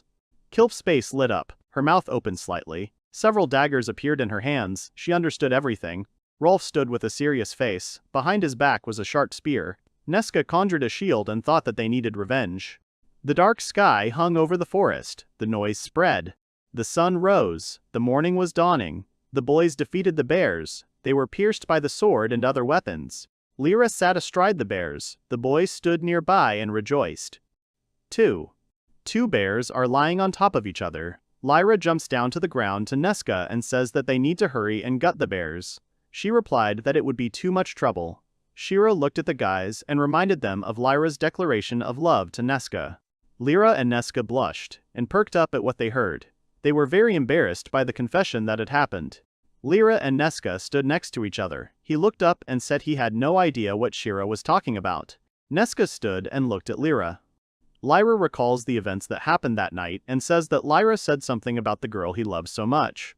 Lyra replied that the first thing they should do is gut the bears and not discuss this topic. Nesca stood in front of Lyra and looked at him. He scratched his head and looked away. They were considering how much they could sell the parts of the bears they had defeated. The boys gathered around one bear and began to spin it. Rolf gave everyone instructions. Lyra opened the skin in the right place. Nesca collected and froze the bear's blood, and Kilfa worked on the fangs. Lyra squatted down by one of the bear's paws and said that the skin had been removed and now it was the claw's turn. Kilfa pointed to one of the bear's parts and she asked what to do with the bear's genitals. Rolf sat down opposite Kilf and said that the organs were important for medical purposes, and they needed to be taken too. Kilf, holding a knife, continued cutting off parts of the bear. Shiro took the bottom of the jacket in his hands and pulled it down. He was scared.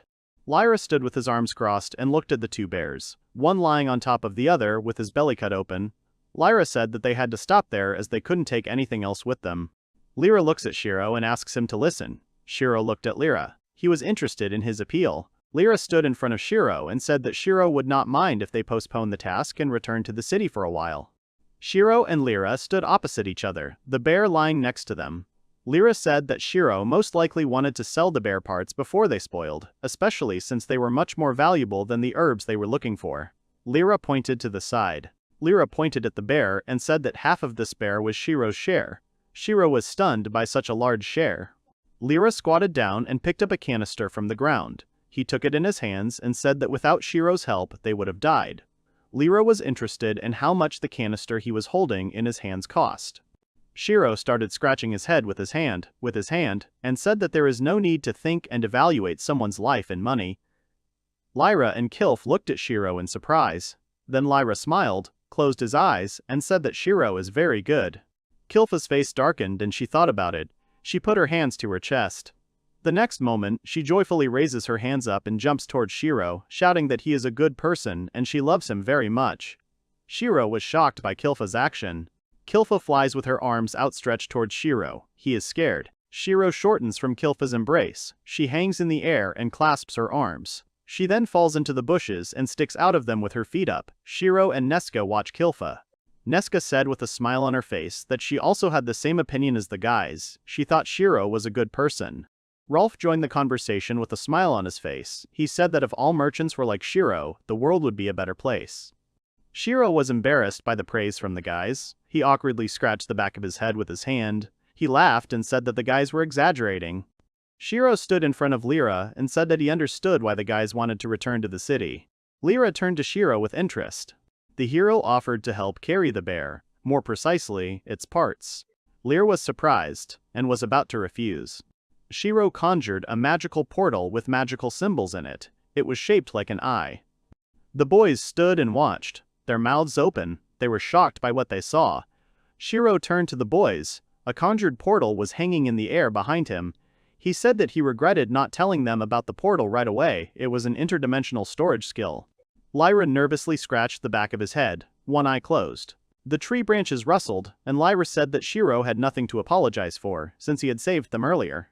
Shiro took the bag from the ground in his hand. He put the backpack on himself. He turned to the guys and said that it was time for them to return to Ninovich. Lyra was surprised. He pointed his thumb back and said that if Shiro placed the bear's spatial storage in the boundary, they could continue their journey for high-quality herbs. Shiro smiled. He was surprised. In the dense forest, someone shouted that they found something. Shiro thought that his journey with the guys continued for 2 more days. Shiro and the guys walked along a small path through the field. The forest surrounded them on the side, and the mountains were visible in front. In the middle of the city street stood a little blonde girl. She was wearing a dress with big buttons. She raised her hand up and shouted that she was glad to see her brother Shiro home. Shiro approached the girl, and they touched hands. Lyra was standing behind him. He asked that she was probably Shiro's daughter. Shiro smiled and stood next to the girl. He said that she helps him in his store. She stood in front of the guys with her hands down and smiled. Lyra stood in front of the girl. He introduced himself and greeted her. Shiro at this time thought that he gave Aina the keys to the store, but she was still waiting for him on the street.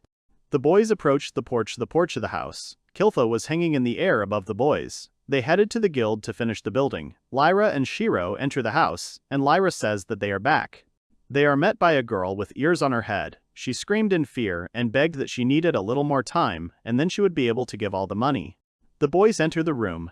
Everything in it was covered with wood. In front of them, a girl is sitting on her knees, and in front of her is a man in a hat.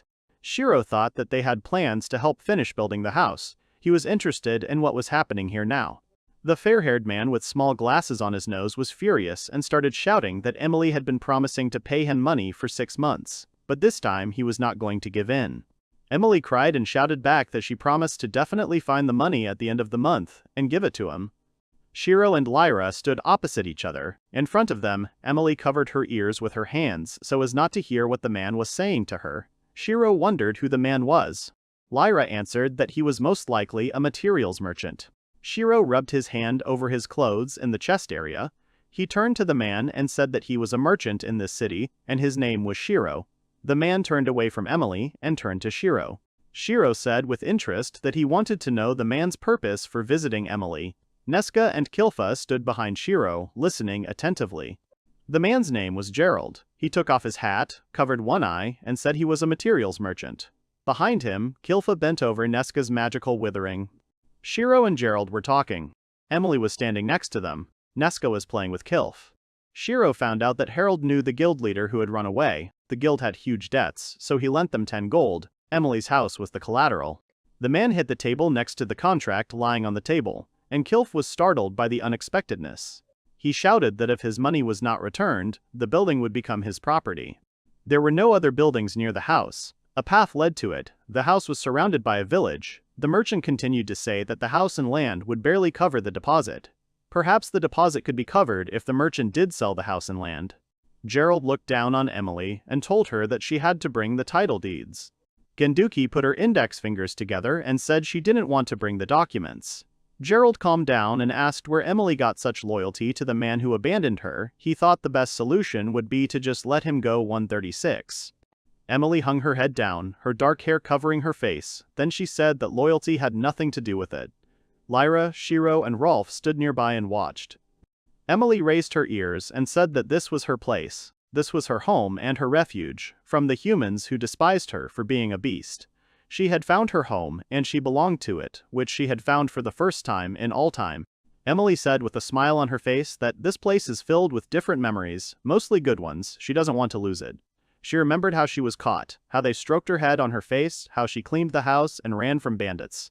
Shiro stood next to her and looked past Emily, who was smiling. He stared and thought that this place was truly filled with memories. The sun was shining and illuminating the house surrounded by villages. Shiro recalled the events of 5 years ago. It was summer, he was sitting on a table on a wooden floor. A cicada was lying belly up next to his feet. Shiro stood on the veranda. Behind him was a woman. She asked him to listen to her. The woman with long bangs said that it had been 2 years since Mio's grandmother disappeared. Shiro didn't remember all the events of that day, but when he heard the woman's words, he was shocked. She said that she thought that now was the time to sell her grandmother's house. Shiro sat on his knees on the floor and lowered his head down. He bowed before the adults. He begged them not to sell the house. It was filled with memories of his grandmother. The adults were shocked by Shiro's actions. Shiro closed his eyes and kept his head on the floor. He was ashamed to do this in front of many relatives. Shiro silently took a few steps away from the boys. Lyra stood behind him and called Shiro. Shiro seemed not to hear his name being called. He simply went outside and stood at the door of the house. Gerald looked at Emily and said that it was all for personal reasons, but unfortunately a contract is still a contract. Emily lowered her ears and said that she knew it. Lyra, Rolf, and Gerald were standing in the room and Emily came back to them. She handed them the contract and said that, "Here is the title deed of Emily's guild building." Someone shouted that they had to wait. Emily shouted this as he entered the house and stretched out his hand, on which something was lying, in front of him. Emily's eyes filled with tears. She called Shiro brother. Shiro said that Harold did not want to buy the bear's skin. Harold nervously approached Shiro and couldn't take his eyes off the skin. He didn't believe that it could actually be a bear skin. Harold said in shock that if he wasn't mistaken, it was grizzly bear material, and judging by the color, it was one of their exploits. Harold put his hand on his chest and said excitedly that he would like to buy this material. Shiro stood in front of him and said that he could not sell it because this material was for Emily. Emily and Harold were surprised by what they heard. Emily said in surprise that the guild couldn't pay. Shiro looked at Gerald, then he turned to Emily and said dismissively that they could pay later. Emily put her hand on her chest and called Shiro brother. Lyra closed his eyes and scratched the back of his head. He understood Shiro's intentions. Then he walked up to Emily and said that he and the guys had the same amount of material as Shiro. Lyra held out his hand in front of him and said that Emily could buy these materials and could give her the money later. Emily hesitated before answering, and a moment later, with a smile on her face, she agreed with the guy's proposal. Gerald approached Emily and said nervously that he wanted to buy all this material from her. He intended to buy it for 32 gold. Emily stuck out her tongue and said that she would agree to 36. Gerald was angry.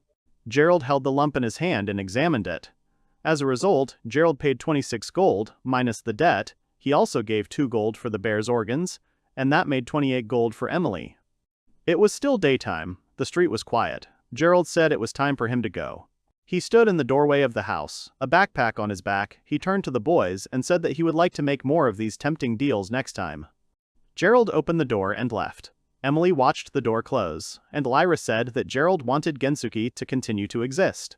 Gensuke bowed low before Lyra. Tears were flowing from Emily's eyes. She said that the guys helped her a lot. She thanked them for it. The boys stood next to her and looked at her. Rolf said that if she wanted to thank someone, she should say it to Shiro. Lyra said that they did what adventurers are supposed to do. Lyra said that Emily should now process the rest of their order. Emily's tilted face darkened at the words. She said that it should be done now, while Shiro was here. Shiro stood next to her. Shiro pointed at himself and asked that he wasn't allowed to be here. Emily waved her hand and said that he had finished his business here and it was time for him to go home. Lyra stood nearby and watched the boys. Lyra said how she was going to handle an escort order without the target being protected. Emily nervously replied that wasn't it enough that she had exposed him to being in security. Lyra leaned towards Emily and said that her answer was too suspicious. It seemed to him that she wanted to reduce the rewards for them. Emily jumped and said that she could not do that. Lyra extended his hand forward and said that in that case, Shirtsuki should pay them 30 silver pieces. Shiro stood behind Lyra and didn't understand why 30. Lyra turned to him and said that it was too late to tell Emily about the discount. Emily stood in shock in front of the guys. Shiro said that he meant something else. Shiro said that he paid 100 silvers as payment for the order, but the remaining 70 was the final figure of what the guild could pay for. Lyra touched his chin with his hand, Shiro stood next to him, and they thought about it. Emily stood in front of them. Emily started to walk away quietly. Lyra caught Emily and said that she shouldn't run away, it was time for her to explain everything to them. Neska conjured up some magic symbols and said she was ready to deal with Emily. Kilf smiled evilly and said that the Supreme Lila would punish Emily, then she became afraid. Rolf said angrily that they were not going to forgive her this time. Lyra clenched his fists and showed an angry face. He hung over Emily and said that God would punish her. Emily began to run away from the guys. She was very scared and asked them for forgiveness. Behind her were the angry guys. Emily flew out of the window of the house. Shiro thought that he was glad that he didn't take Aina with him. He thought about it when he saw a new side of Emily. It was a sunny day, clouds were floating in the sky, there was silence around the two-story house. Shiro entered the house and said that he was back. Aina noticed the stairs opposite Shiro. She was surprised by his return. Shiro stood opposite Aina. They stood next to the window. Shiro began his story from the moment when he and the guys went into the forest. Aina listened attentively to Shiro. Shiro raised his hand up and smiled, then he raised his hands up and growled. Shiro then sighed in relief and said that these 3 days had been very stressful. Aina looked on in admiration. She put her hands to her chest and said that Shiro was amazing for being able to defeat a grizzly bear in such a way. Shiro was embarrassed. He smiled and scratched the back of his head with his hand. He said that the bear was defeated by the members of the Azure Flash, and he only helped them a little.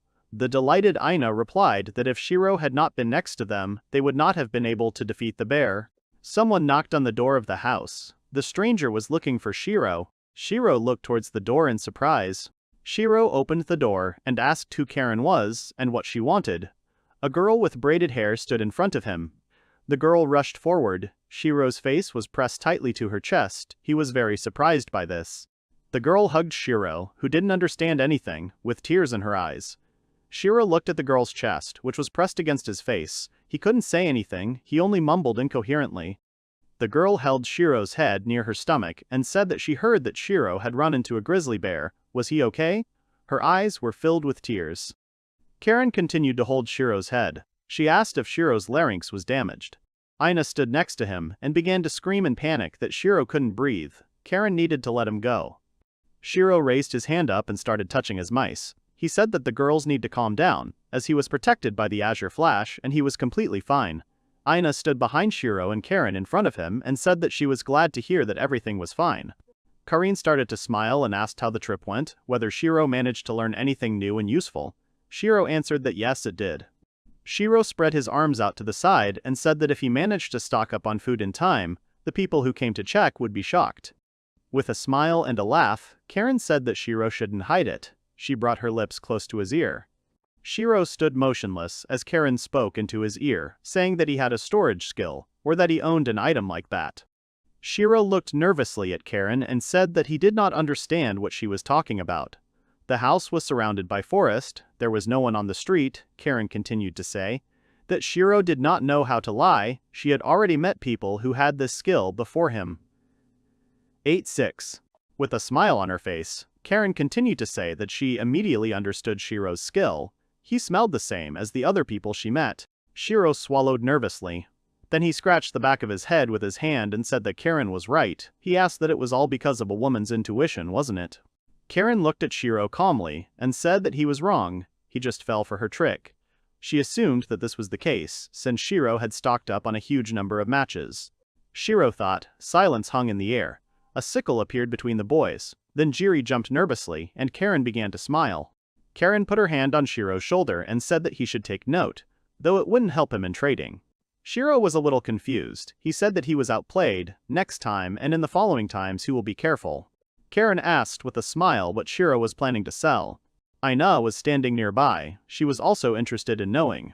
Shiro waved at the backpack and said that he was planning to sell this. Shiro, Karen, and Aina looked at the floor. Karina got nervous. She was surprised and said that it turns out that such things do exist. Shiro stretched his arms up and smiled. He said that his first day of business ended quite well. The bell on the door rang, and Lyra and Neska entered the house. Lyra raised his hand above his head and asked how things were going. Shiro greeted Lyra. Neska came out from behind Lyra. She waved to the boys, and Shiro greeted her too. Lyra addressed to Shiro. He said that he has a good habit, to arrange goods neatly. Shiro said that it is Aina's merit, so how does Kona do these? She said with a smile on her face that after that incident with the grizzly bear.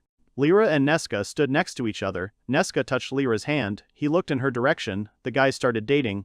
Lyra said that he heard from Amy that someone important from the guild was planning to come to the city. Shiro replied that it was true.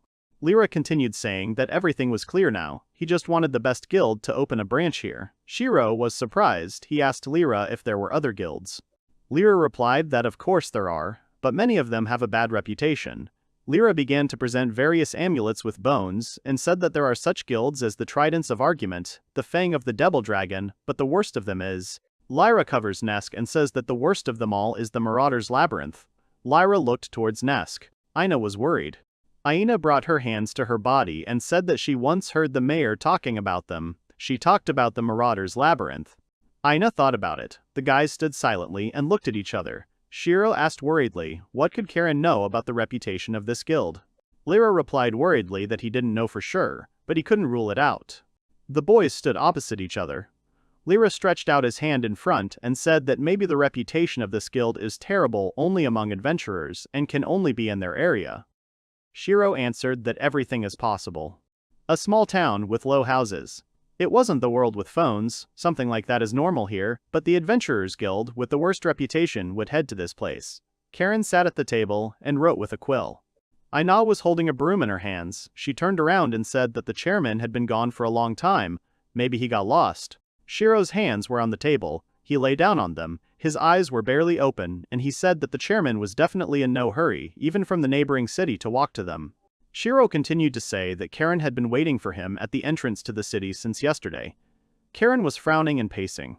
It was getting dark outside. Shiro said that he, like everyone else, would like the chairman to be here. The big bell rang. Shiro said that the evening bell rang and Aina's shift was over today. He praised her for her good work. Aina waved. Shiro left the house and said goodbye to Aina. Shiro took the key and said that it was still early, but he would close the store. Someone came to the door of the shop and started knocking. Shiro was on the inside of the door. He was holding the key in his hands. He flinched from the unexpected knock. The door opened and a girl with long hair and weapons on the sides of her suit walked in. She smiled and apologized for disturbing us at such a late hour. The girl smiled and wore a hat and asked if she could inspect the goods in Shiro's shop. Shiro offered the girl various things. She looked at everything with interest. Shiro offered her the thing that the adventurers praised, and this one even surprised Karen. There was a bookcase behind the guys. She said that she had heard stories about matches. It was an incredible invention. She noticed the silver thing. The hero replied that it was a space blanket to keep warm. Shiro suggested that she try it. The adventurers appreciated this innovation, and even Karen-san praised Shiro. The girl threw a cape over herself. She blushed, closed her eyes, and said that it was an amazing thing. It was so warm, although very thin. The girl took the elongated object. It interested her. Shiro answered that it was a collapsible water bottle. The girl was already standing at the door. She smiled and said that she was grateful to Shiro for explaining about the goods, but she was in a hurry and it was time for her to go. The girl left the house. Shiro looked at her and thought that what was the reason for her being in such a hurry. There were trees and mountains above the roof of the houses. Several days passed. Aina ran down the street towards the house and called Shiro. Aina went into the house. She tried to catch her breath and said that everything was bad. Shiro asked what happened. Karen looked back at the man passing by.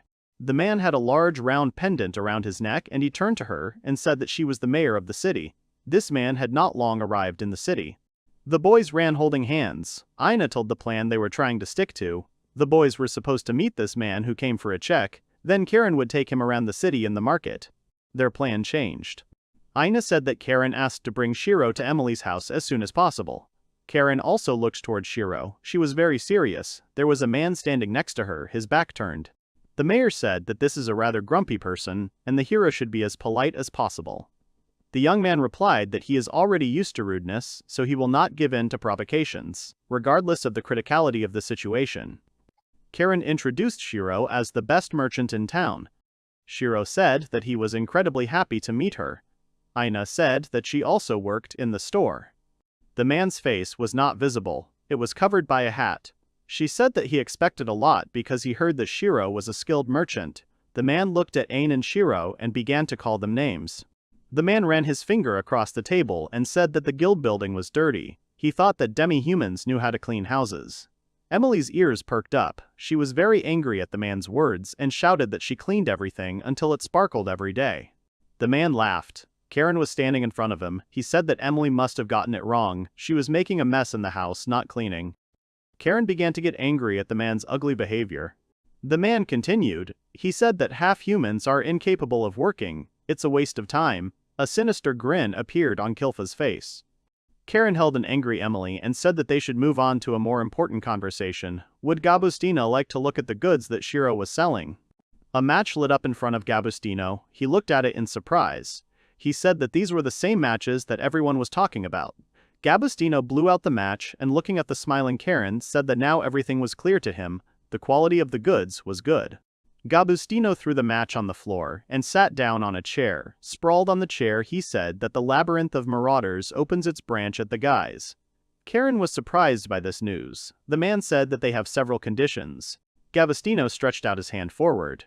On 4 of the 5 fingers there were rings. There was a gloomy atmosphere around him. He said that the first condition was that the Marauders' Labyrinth would be the only guild in the city. Gabustino raised his index finger up and continued to say that Gunsuki's guild was not needed here. It needed to be closed. Gunsuki stood next to him and looked at him. Emily was furious. Karen was holding her tightly. Gabustino said that the branch would be exempt from taxes since they would not be able to earn anything.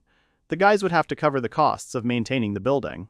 Gabustino smiled ominously, then put the books on the table and said that he would like to be the only one with the right to sell matches.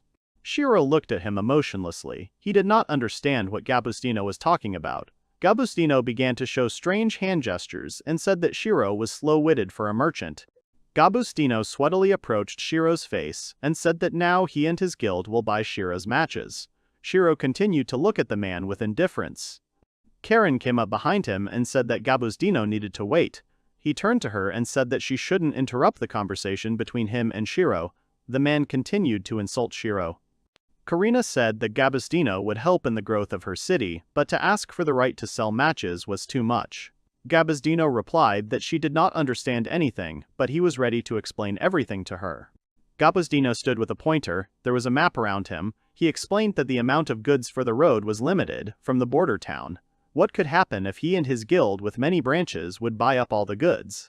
Gabustino laughed evilly, drooling, and said that if the guys sold the matches, they would be distributed throughout the country, and the guild's profit would increase so much that the guys had never even dreamed of such figures.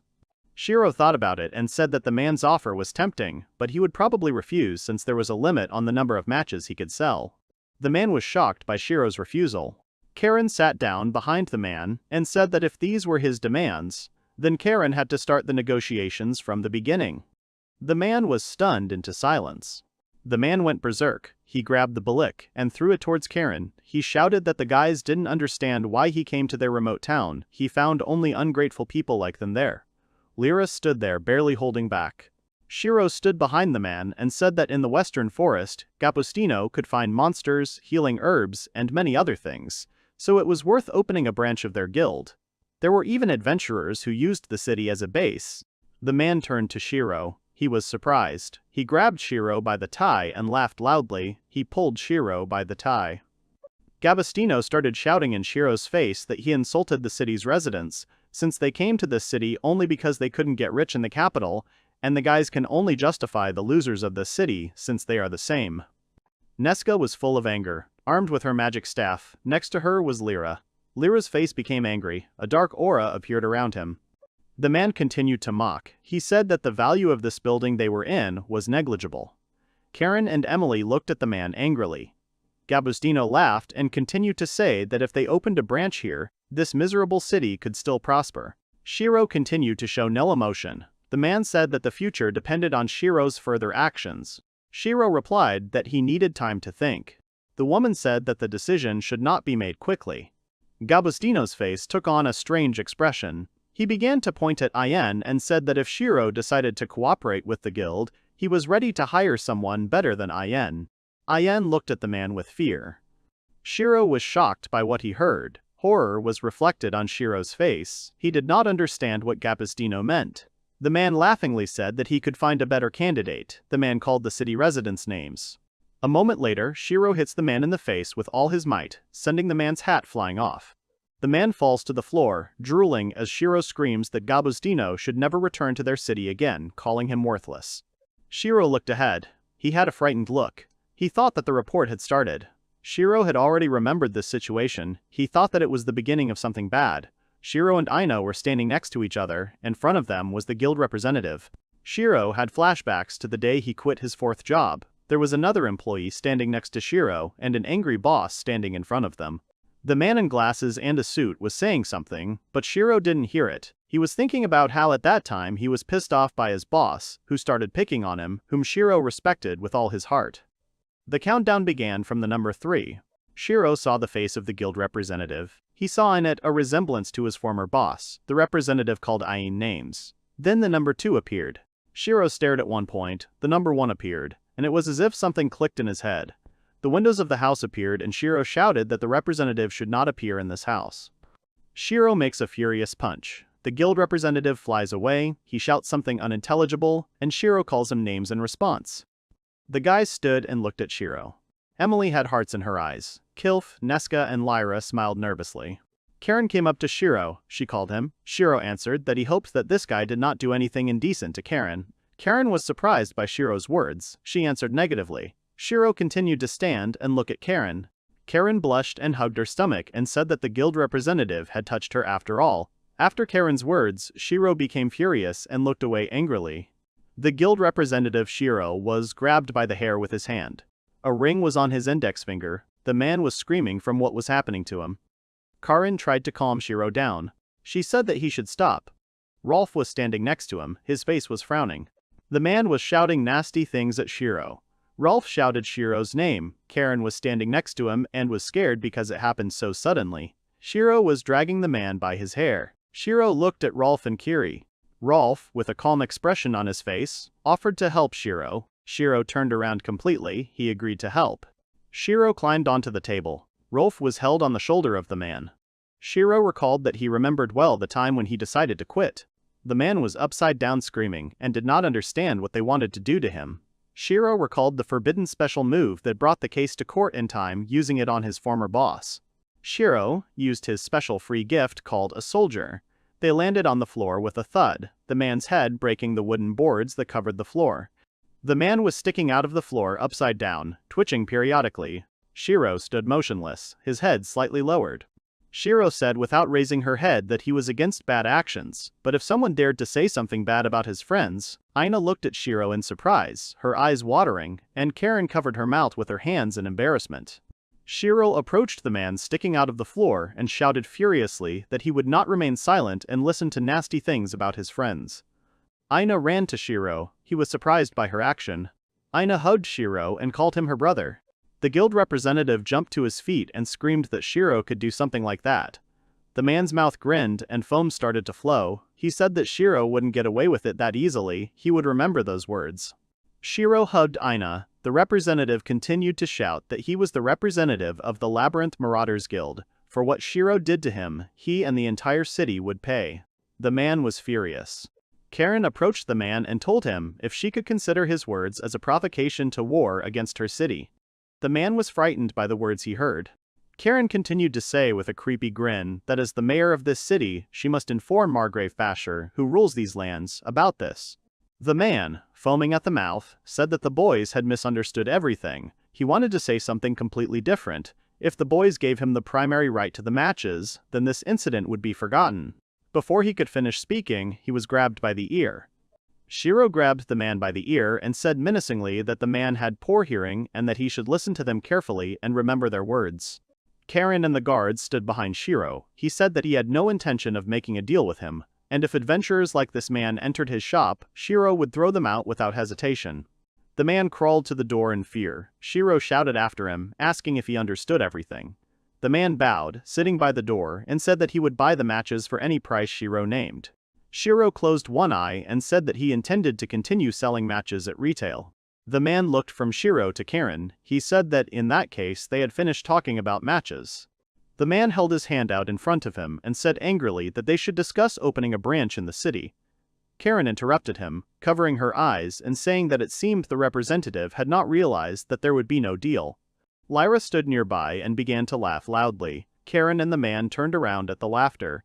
Lyra could hardly contain his laughter. He pointed his finger and said that the man was so stupid since he was busy eating and did not realize the failure of both deals.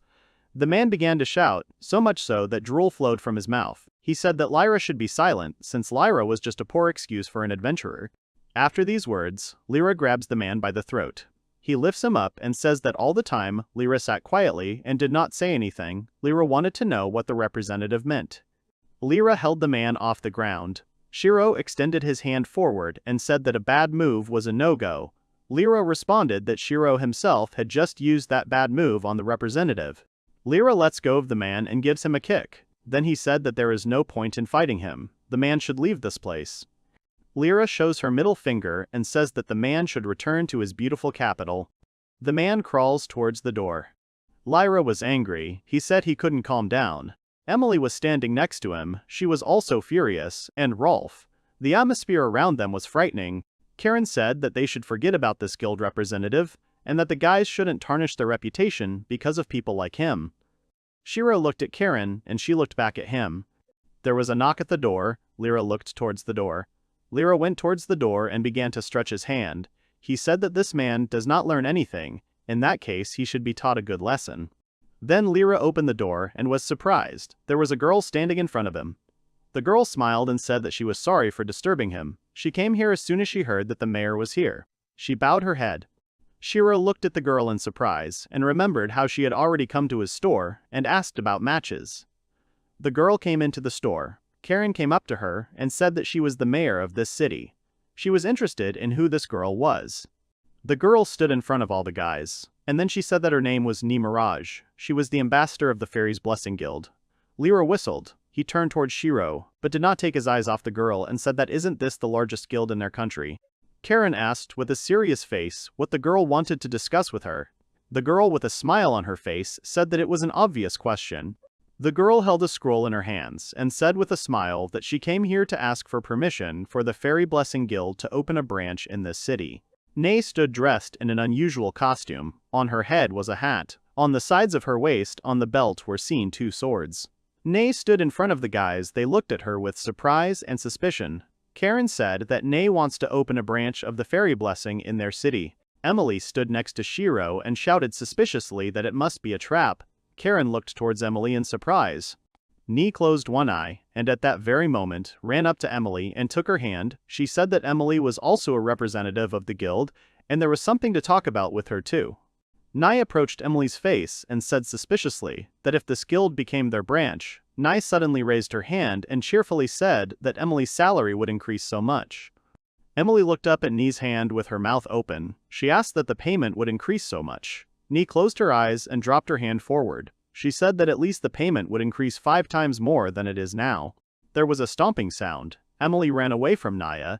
It happened incredibly quickly. Emily was on all fours with a scary face. She thought that from today onwards, the Silver Moon would become the Fairy's Blessing branch. Emily wrapped her arms around Nia's leg and said that she agreed to make this decision. This kind of chance could only happen once in a lifetime. Shiro replied that they needed to listen and see everything. There was not a soul around the house. Shiro continued to say that the rest of the day could be spent in his office. Clouds were flying over the houses.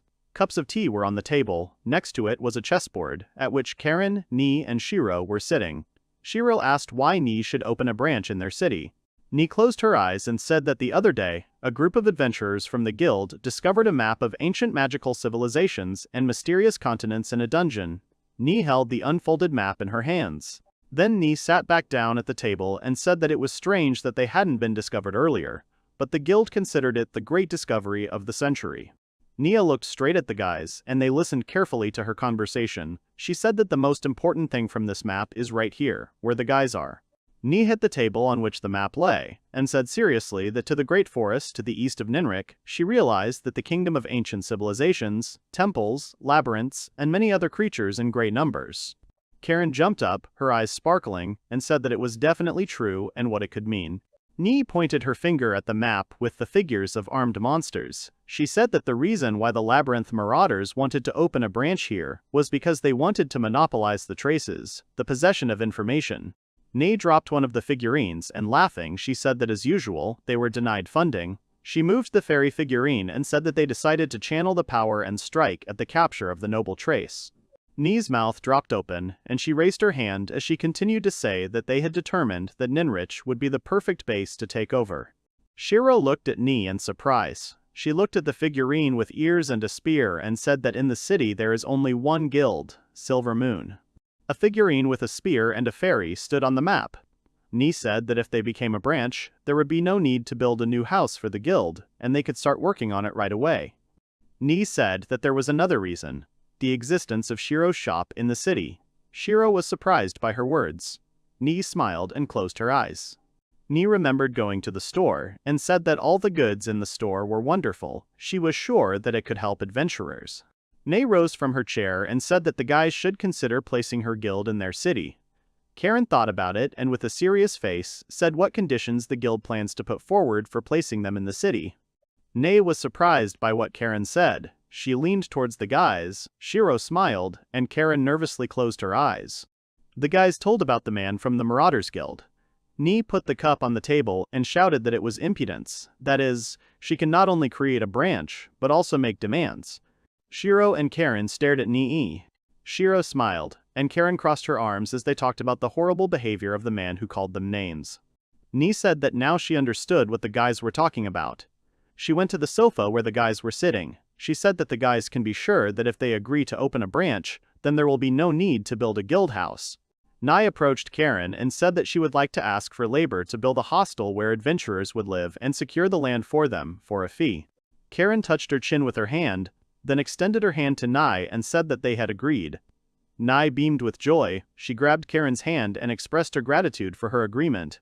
Emily stood on the roof of her house and shouted that 5 times more.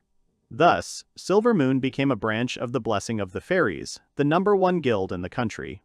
Clouds floated over the house, and several days passed. Shiro thanked the customer for his purchase while sitting at the table. Aina stood lost in front of the door. Shiro got up from the table and called her.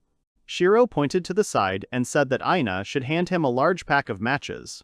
Aina stood motionless, not paying attention to Shiro. Shiro was surprised and called her name again.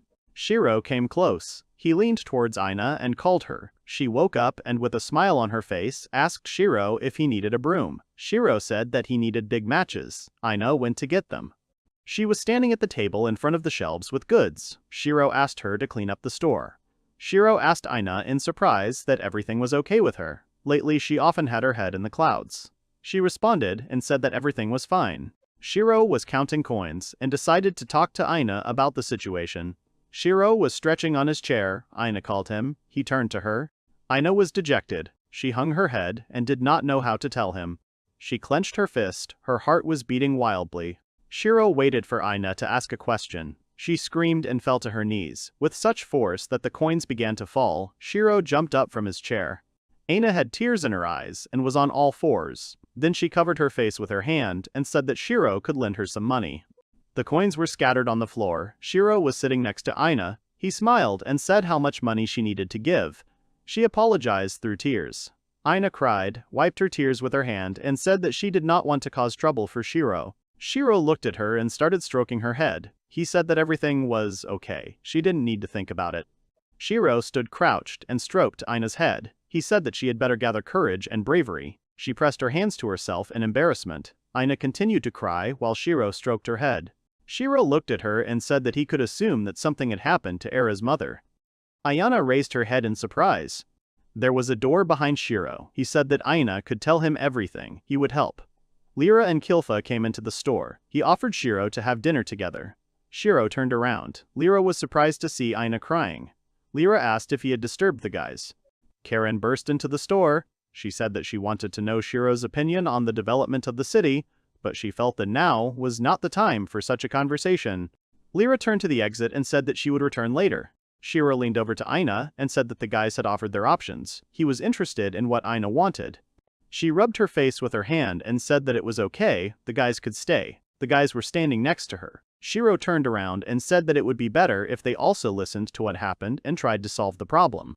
Lyra looked at Rolf and said that they were staying.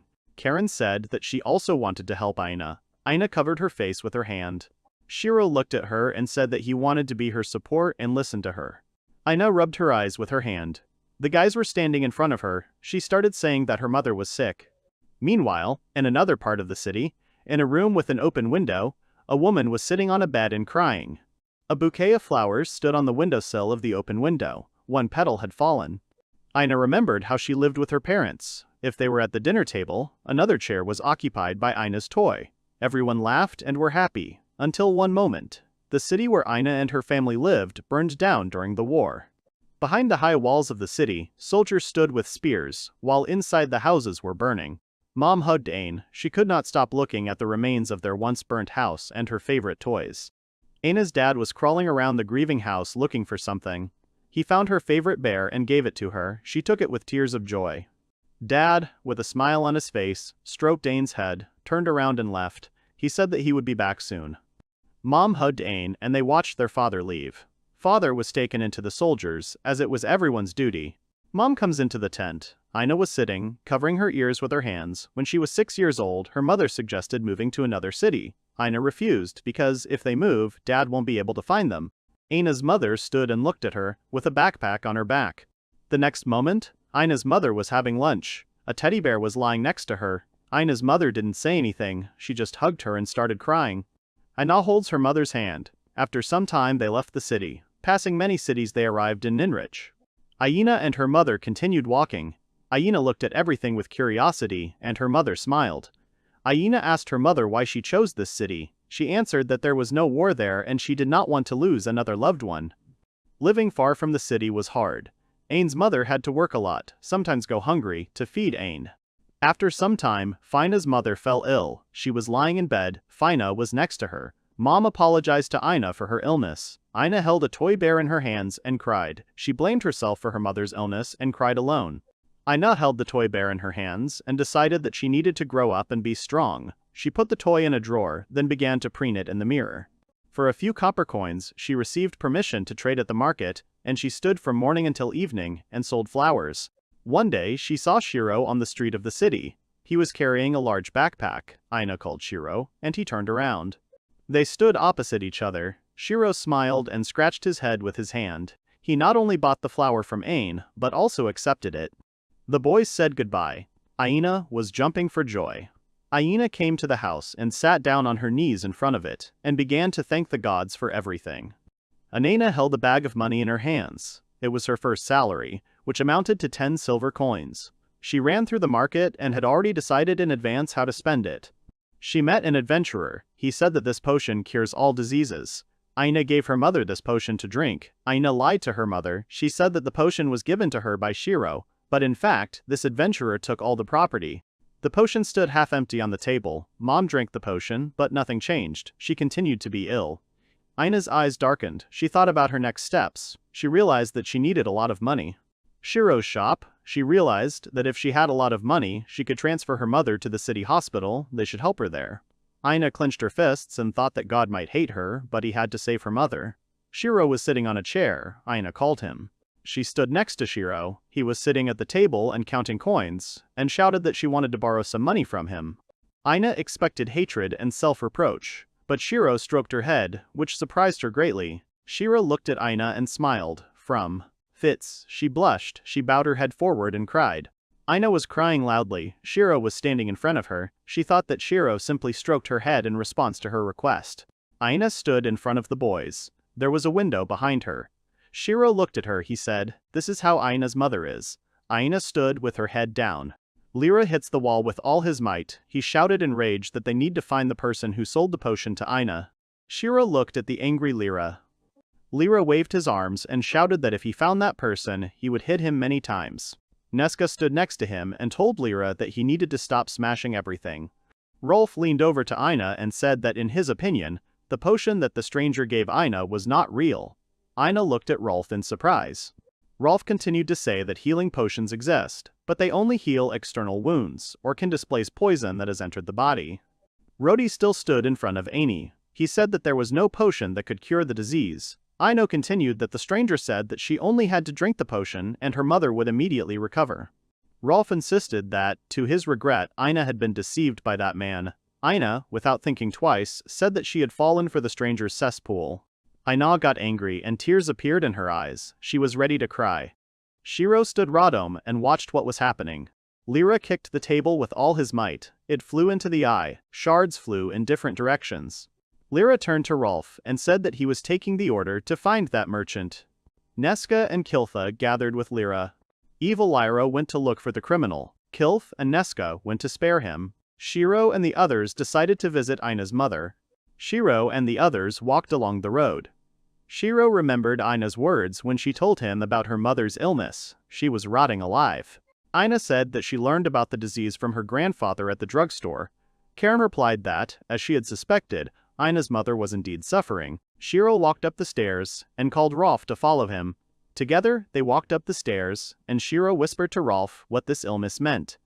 Standing on the second floor, Rolf said that as far as he knows, with this disease, body parts rot and the life force gradually burns out. There is one doctor who studies this disease, but even he does not know how to treat it, so most of them die. The boys approached the house. Aina said that this was her house. Shiro thought that Aina was getting to work from such a suburb.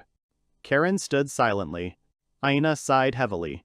Aina opened the door with a happy face and said, "Mom, we've arrived." Aina held Shiro's hand and said that he needed to come in and meet her.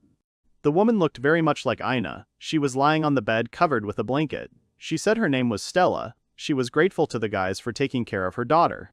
Shiro perked up and said that there was no need for thanks. The woman sat down on the edge of the bed and said that she apologized for her appearance. Shiro got nervous and said that Stella should lie down and not get out of bed. Aina shouted that her mother should not get up. Stella replied that she could not lie in bed in front of guests. Stella wondered what she saw before Karen. Aina looked at her and said that she was the mayor of the city. Stella lay down on the bed and said why the mayor of the city decided to come to their house. Rolf answered that the mayor learned from Aina that her mother was not feeling well and she decided to visit her. Stella said that she apologized for disturbing her.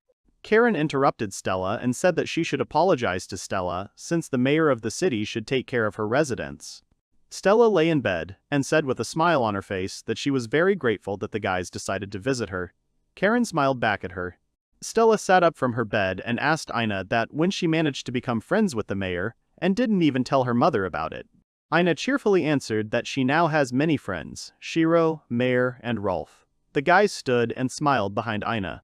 Aina continued that she also has friends, Lyra, Nesca, and Kilf. They are great magicians. Stella smiled and said that Aina must be very happy to have so many friends.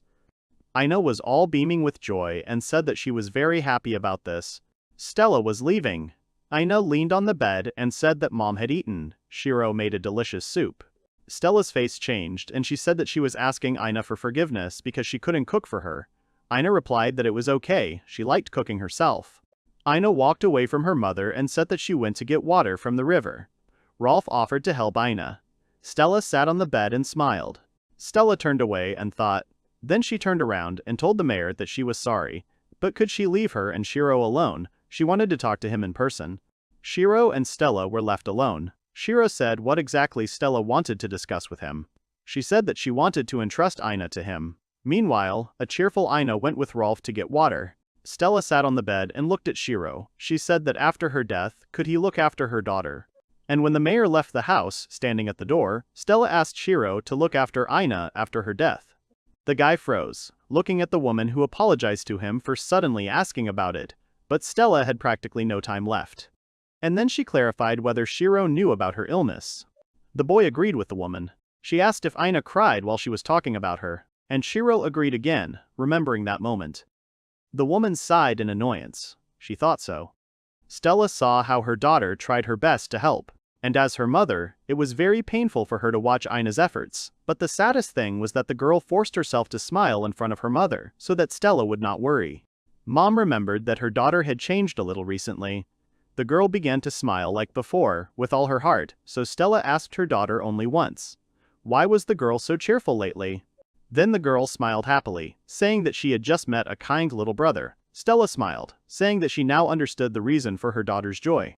The woman turned to Shiro, saying that he was very similar to Ina's father. The woman said that when the guy first entered the house, she was very surprised, then she thought that her husband had returned. Shiro apologized for not being Ina's father, to which Stella said it was okay. She then apologized to the boy for comparing them. After a short silence, the woman smiled, saying that she was simply very happy.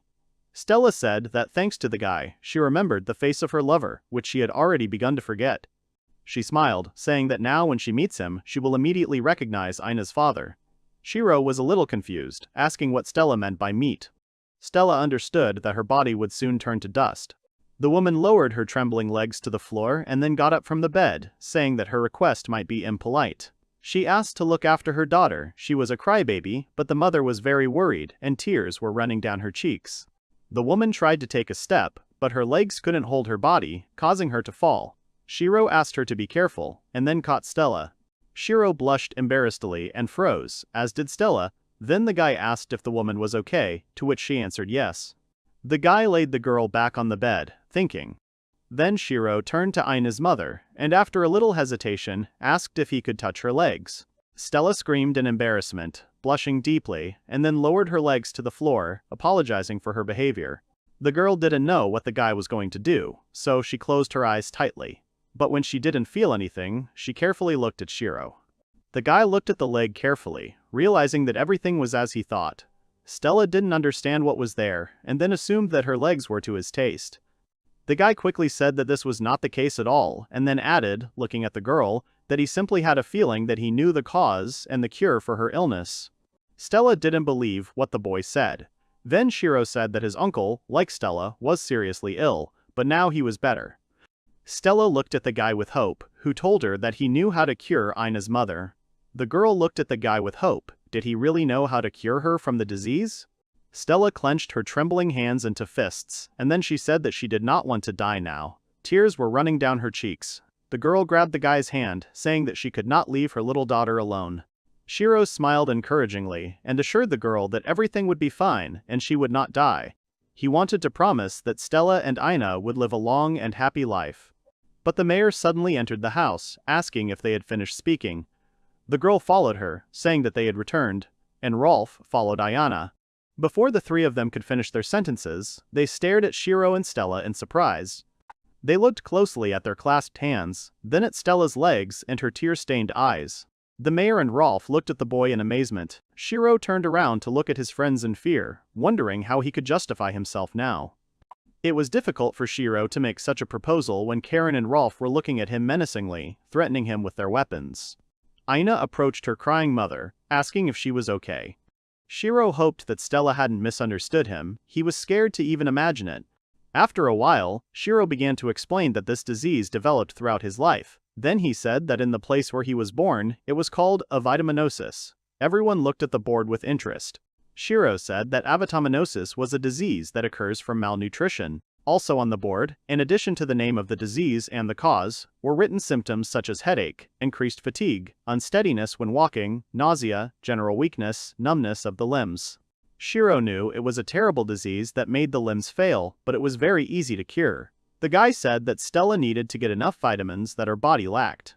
Ina understood everything, and then asked Shiro if her mother drank her medicine, that she would be cured. At these words, the guy only smiled. He left the house, getting ready to go to his world.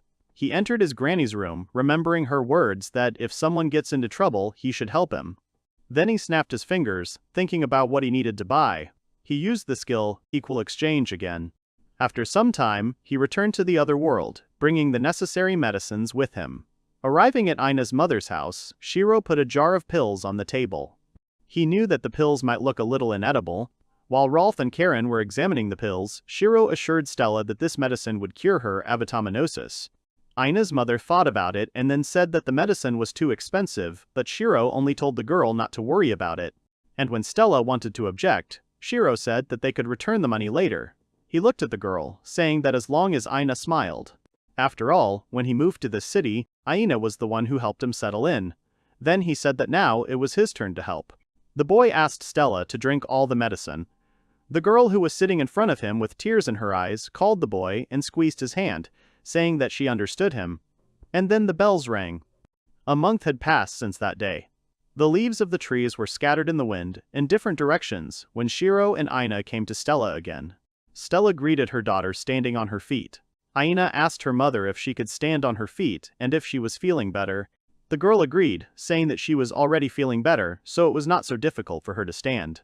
Ina noted that this was the case before, and Stella agreed with her daughter. Ina then asked her mother if she could sleep with the girl now, to which Stella smiled, saying that they would sleep together every day. The girl then moved from her place right into her mother's arms, calling for her mother all the time. Stella, with tears in her eyes, asked her daughter for forgiveness for making Ina worry all that time, and then she promised that they would always sleep together from now on. Shiro smiled and quietly left the house, closing the door quietly behind him. Now he could say with complete confidence that he was able to do it.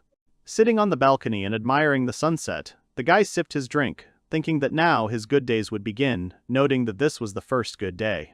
Stella had fully recovered thanks to the vitamins, so Ina bragged to the guy that now she couldn't sleep because she had been talking to her mother all night. She was happy because they had fun. Ina shared everything with the couple. She also told Shiro that she cooked nasu soup with Stella. She also said that they picked flowers and looked at a cat. And Shiro thought that Ina looked great, and that was the most important thing. Now, the Adventurers Guild, Silver Moon, officially joined the guild, Fairy's Blessing, and became its branch. In addition, the Blue Flash Squad also joined the fairies. At the same time, powerful adventurers from all over the world began to come one after another and explore the forest. On top of that, Shiro had earned nearly 50 million yen in the last 2 months, and if he continued to earn at the same rate, he would be financially secure and able to retire early. And while he was thinking that this day would soon come, he did not notice how Karen approached him. She then asked what day was coming soon, startling Shiro. The mayor then sat down on a bench, greeting Shiro, saying that the evening was quiet and beautiful. Having brought his breathing back to order, pressing his hand to his chest, the guy thought that his heart would jump out of his chest from fear. Karen laughed, and then apologized. Then she looked away, asking what Shiro was drinking. Shiro offered to join him and drink to their city, to which Karen said that on such a day it was certainly possible. After a while drinking the drink, the girl said that she liked the taste of this sake, and then asked if Shiro had stolen the drink. Shiro said that Karen didn't have to worry about that. Then, laughing, he said that he never lies, to which the mayor said that she would take her word for it. And then the girl pressed the guy's head so that he lay on her lap. The guy, frightened and embarrassed, asked her to stop. Karen leaned forward, advising the boy not to be so obedient if his words were true, to which Shiro said that the girl had drunk too much. Sighing, Karen said that the guy could move to their city, for which he thanked her, continuing to lie on the girl's lap. Karen stroked his hair, saying that it was not a reward, she just wanted to say that the guy did not have to be shy and he could ask the girl for anything. The guy sat back down and said he didn't need it, he just wanted to do what he was good at. The mayor understood him, but then said that he was a man, and even more so a hero, about whom songs were composed. Shiro asked to wait a minute, saying that he did not need to be treated like a hero. After all, he was just a greedy man for money. But then he said that he grew up with his grandmother, and she always told him that if people around a guy get into trouble, then he should definitely help them as much as he can.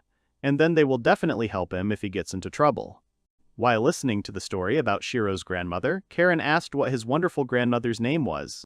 Then the boy looked at the mayor, saying that his grandmother's name was Arisa Kawami. The girl repeated her grandmother's name with interest.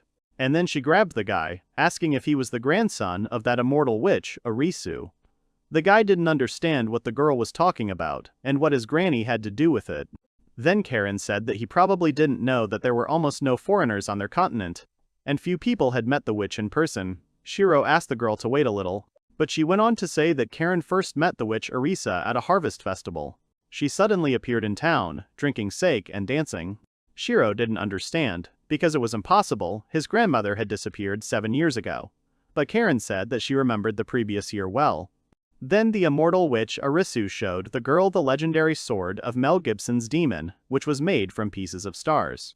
The guy extended his hand forward, asking the girl to wait, because he needed to process too much information. The boy thought about it, remembering that he had found a letter in his granny's room. He remembered reading her letter, in which Arisu asked her grandson for forgiveness. She apologized for not telling him that 80 years ago she was a witch who came to Japan from a world called Rufartio. And then all the details came together in the boy's head. Then Karen asked if Shiro knew about the sword of Mel Gibson's legendary demon, and the guy froze, remembering his childhood. He then asked his grandma who the man on the poster was, to which his grandma said it was her favorite actor in the world, whose name was Mel Gibson. Karen then wondered if Shiro's grandmother could be that witch, and then agreed with it because she had never seen such pills and items brought by Shiro before. The girl then asked if Shiro had met his grandmother yet, to which the boy replied that it had been 7 years since he had last seen her. He then asked for a minute. He walked to the edge of the balcony, took a deep breath, and then shouted at the top of his lungs whether his granny was alive, and then an echo came from the mountain. He returned to the modern world again, and sitting on the floor of his grandmother's house, he said that he didn't think his grandmother was still alive. He looked at the photo of his grandmother, saying that with that pose and face, Granny was not trying to understand other people. Then, getting up from the floor, he walked towards the portal, saying that he believed that she would come to the Harvest Festival. The day before, when Shiro was on the balcony with Karen, the girl realized that immortal Arisu was Shiro's grandmother, who silently disappeared without saying a word to the boy. Then the mayor said that if Shiro decided to go look for his grandmother right now, then she would understand him. Then she suggested that he stay in the city, because since the witch had appeared at the last Harvest Festival, she could appear this time too. The boy understood what the girl meant about him staying until the Harvest Festival. Karen said that this year would be the 120th anniversary, and since she was the mayor, she wanted to make it a proper spectacle. There were 2 months left until the Harvest Festival. That day, Karen offered to help the guy organize the festival. She didn't have to ask the guy twice because Shiro loved festivals, so he immediately agreed. He wanted to set up his own booth at the festival, but he was sure there would be many food booths. Shiro wanted to set up a goldfish booth, but he was sure there were no goldfish there. Then he thought of making a shooting range, but there would most likely be people with bows or throwing knives there too, so that idea also flew by. Then he thought about the lottery, but that was just a scam, so that wasn't a good idea either. Shiro sighed. He didn't think setting up a tent without food would be that difficult. The boy knew there had to be something suitable. He began to recall his childhood memories. He froze, remembering one interesting thing. This was exactly what he needed. He remembered about cameras. The girl looked at the objects in front of her with interest, asking the boy what was lying on the table in front of her. Shiro was glad that Aina asked him about it. Then he answered the girl that these things were called cameras. He said that these were amazing items with which he planned to make a new product to sell. The girl did not quite understand what the guy was talking about. Then Shiro thought that it was easier to show than to explain in words. Taking one of the cameras in his hands, the boy asked to look at him. He caught a good shot, then clicked the button. After waiting a bit, the guy took a photo of the girl out of the device, showing it to Aina. The girl was surprised, looking at herself. She did not understand how Aina could be inside. The girl asked how she could shrink and fit inside. Then he explained that the camera was a magical object that could depict pictures, people, and things happening in the blink of an eye. And then he suggested that Aina try it herself. Shiro asked Aina to smile, and then took some wonderful pictures of the cute girl. Aina happily looked at her photos, which made Shiro happy. Then the girl took the camera in her hands and took a photo of Shiro, following her friend's advice. She clicked the button and then handed the camera over.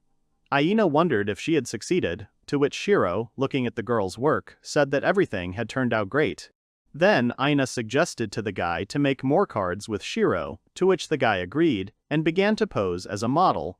After playing with the cameras for a bit, Shiro said that was enough, suggesting that they stop there. The girl asked why, to which Shiro showed her another camera, saying that it was called a Polaroid. And while the girl was looking at the cameras with interest, admiring the fact that there were many of them, Shiro suddenly clicked the button of the Polaroid, catching Aina off guard. The guy was happy that he caught a girl with a strange face, while Aina was unhappy with such a photo.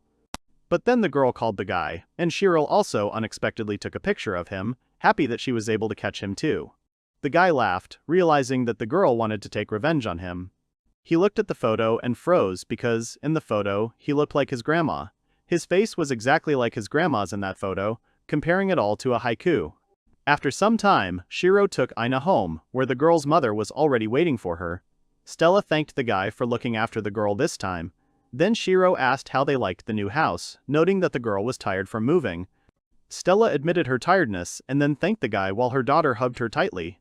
Stella and Aina were currently living in the house that Shiro rented to them, and this house was only a 10-minute walk from the store. Suddenly, Aina called the guy, who began to listen to her attentively. And then the girl said that her mother was bad at cleaning. With these words, she made her mother blush, who was ashamed of it. Stella reminded the girl that she had asked Aina not to tell anyone. Shiro said that he understood everything. And then he reminded her that Stella and Aina could feel free to ask him for help if they needed it. The girl thanked the guy, but then thought about it. The guy was already expecting something terrible, but the girl noticed that the guy was also very bad at cleaning. And now the two adults were confused by the girl's words. When Shiro was about to leave for his home, Aina called the guy and happily said that they would see each other the next day. The boy smiled, thanking the girl for the time spent together, and asked Stella to take care of herself before leaving. This was the seat of the adventure guild, Silver Moon. Now, it was a branch of the Ninori Fairy's blessing. When Shiro first opened the doors to this place, the only thing that echoed through the building were Emil's sobs, but that was no longer the case.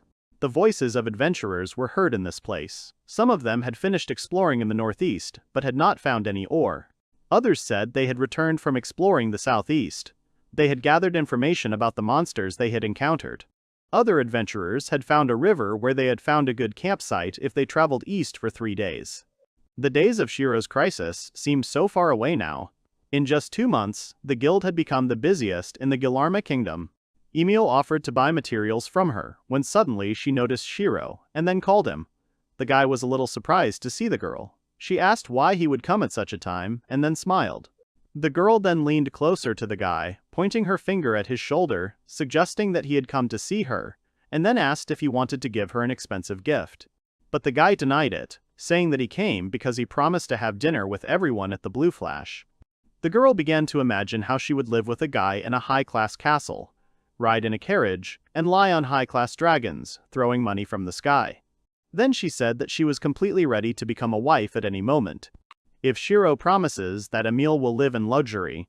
The girl licked her lips, saying that Shiro can do whatever he wants with her. She said that the guy should have noticed that she is quite loving. He ordered the girl not to unbutton her shirt and to continue doing her work. But Emily said she was just taking a break, and she pinned the guy against the wall, asking him to get drunk with her. But Shiro was completely against this idea. He said that it was better to stay away from a woman who drank all night long. After all, it was his grandmother's will. He continued to fight against the girl, saying that he had recently learned that his grandmother was still alive. Emil didn't understand what the guy was talking about now. People watching the squabble between these two thought that they were starting a showdown again. The girl looked at their clasped hands, saying that if the guy was grabbing her hands so passionately, it meant something. But the guy said that he was trying to push her away so as not to get into trouble. Emil tried to get closer to the guy, answering that often the answer, no, means yes. The girl again told the guy to come closer, but Shiro shouted that there was an octopus in the market. Suddenly, a silhouette appeared behind the girl, and then the girl, with one kick, pushed Emil away from the guy, sending the girl into the octopus trap. Kilfa smiled at the boy, asking if the boy was okay, while Shiro looked in awe at his salvation. They arrived at the guild bar. All the adventurers were sitting at the table, drinking drinks. Shiro was crying to Kilfa, happy that the girl had saved him. Then at the table, they explained that when the full moon approaches, the rabbits begin a special period. Emil thought she didn't have it, to which Nessica said that the girl was persistent toward Shiro, and that was a sign of an unhealthy relationship. Rolf agreed with the witch, saying that the girl tried to pick the unattainable fruit without any effort, to which Emil said that she was close to winning. Then everyone was a little surprised that the girl had forgotten to sit at their table and eat with them. But Shiro was drawn to a voice. A seeker named Mojito Canhead was looking at another seeker furiously, asking if he wanted a fight since he had already gotten into one. The second seeker, Wisewhip, said that it was the job of the wise to discipline the idiots, so they decided to fight each other. One of the observers said he would bet 5 silver coins on the bully. Another said he would bet 10 silvers on the masked man. Shiro wanted to get up from his seat, saying that they had to stop the fighting, but he was stopped. For adventurers, such fights were just a greeting. Also, in such a place, everyone with plans that were ruined gathered. Shiro understood what his friend was talking about. Then he said that all the seekers here were elites who had gathered here to search for ruins. In other words, they were all first-class veterans. It had been 2 months since this place became the fairy's blessing, but no one had been able to find these ruins yet. Therefore, the searchers were sad. That was the whole point. What was worse, there was no entertainment, and they were in the jungle, with nowhere to blow off steam. There was nothing they could call entertainment in Ninoric. And while Shiro was explaining everything, Emil, who was under the table, called the guy. Shiro looked at the girl with displeasure, telling her not to start unbuttoning her shirt. The girl replied offendedly that she would not do this in public. The guy thought that Emil had done this before. Then she went on to say that when Lear said the word entertainment, he meant something completely different. The guy didn't understand what the girl was talking about. Emil looked at Shiro, saying that he was a little stupid. Then she pressed herself against the guy, saying that if they were alone in the store, then everything would be perfect. Hearing this, Nesuka kicked Lear's foot with her heel, causing him to scream, saying that there was no reason to do this. Emil laughed, asking why he was panicking so much. Nesuka then asked the boy not to say such embarrassing things, to which Lear angrily said that the only one who said that was Emil. He then sighed, calming down a little, and said that he had no experience in that activity, but he didn't have time to finish when Nesuka stepped on his foot again. Lear screamed again in anger, asking the girl to stop stepping on his foot with her heel. And while they were talking, the fight was already coming to an end, revealing the winner. Then someone asked what was going on with all the noise. Everyone looked at the guildmaster, who entered with fear and said that there should be no fighting in her guild. She asked if that was true, to which everyone responded with a denial, and then they promised that no one would do it. The girl then walked up to the table where Shiro was sitting, asking him if she had shown something unsightly. Shiro thought that she had leadership. Then she looked at the ears sticking out from under the table, and then turned with a smile to Emil, who frighteningly hit the back of her head on the table. Master asked why the girl was hiding under the table. Emil tried to come up with an excuse, but the girl warned that she would not tolerate any excuses. Then the guildmaster dragged Emil out of the bar, and she screamed for Shiro to save her, because his future wife was in trouble. The rabbit screamed to be forgiven, if only they wouldn't burn her salary. When the noise stopped and there was no screaming Emil nearby, Lear said that they had something they wanted to tell Shiro. Lear said that in fact, while they were searching the forest for ruins, they found a rare flower. Shiro was interested in the flower. Lear then briefly explained everything to Shiro, who listened to him attentively. The guy, without thinking, agreed to join their journey, asking in return to protect him from monsters. Lear smiled, saying that Shiro didn't have to worry, because with all the intense training at the training grounds, they wouldn't be able to compare to their old selves. Then they joyfully clinked their mugs of drinks against each other one last time. Shiro watched a beautiful flower as it swayed gracefully in the wind. The flowers were called Apsala. The boy looked at the flowers that bloomed only near clean water. Nesuka, Kilfa, and Shiro were lying down surrounded by these flowers. And the latter was thinking that Aina would really like these flowers if she were with them. While they were enjoying this view, Lear came up to them. He jumped so that they wouldn't sleep on the flowers, and then he scolded Shiro a little for joining the girls. The boy scratched his head awkwardly and then apologized, but his legs were so tired from half a day of walking. Rolf got up from the flower field and said that they had to pick the flowers before sunset, and after that they could rest as much as they wanted. 1 week earlier, the Azure Flash found these flowers, called Apsara, while she was searching the ruins. It was a rare ingredient for high-ranking recovery potions, but on the way back, there was something wrong with the flowers. Then Nesuka turned to Liru, pointing to the flowers. The Apsara flowers withered within a few hours of being picked. The sorceress said that neither keeping them in water nor using ice magic worked. She had no way to deliver the flowers to the apothecary in time. And then, when they were about to give up, Lear gave them a great idea. He remembered that Shiro had the necessary skill, and the boy agreed with Lear. He had one of the skills that he had once shown them. And that was spatial storage. Not only does it allow you to carry things without feeling the weight, but it's a trick that stops time for the item you're carrying. Lear said that they had gathered a lot, and that it should be enough. and then they began to call Kilfa so that she would wake up already. The sleeping girl moved her cat's ear and then said that enemies were moving towards them. Everyone looked in the direction from which the noise came. A huge group of fly swatters was flying towards them. They were huge. Lear counted about 17 of them. He told Shiro not to move and to be silent. The boy looked at the insects flying by, noticing that they were injured. Nesuke had also noticed that they were wounded by the wind. Rolf also thought that, given the blood's coagulability, they had probably fought with others. But suddenly, the insects moved towards the seekers, noticing them. Lear told Rolf to protect Shiro, and then told the sorceress to begin casting the spell. She shot a fire arrow, causing one of the insects to burst into flames and fall to the ground. Rolf told the boy to stand behind him as the insect flew straight at them.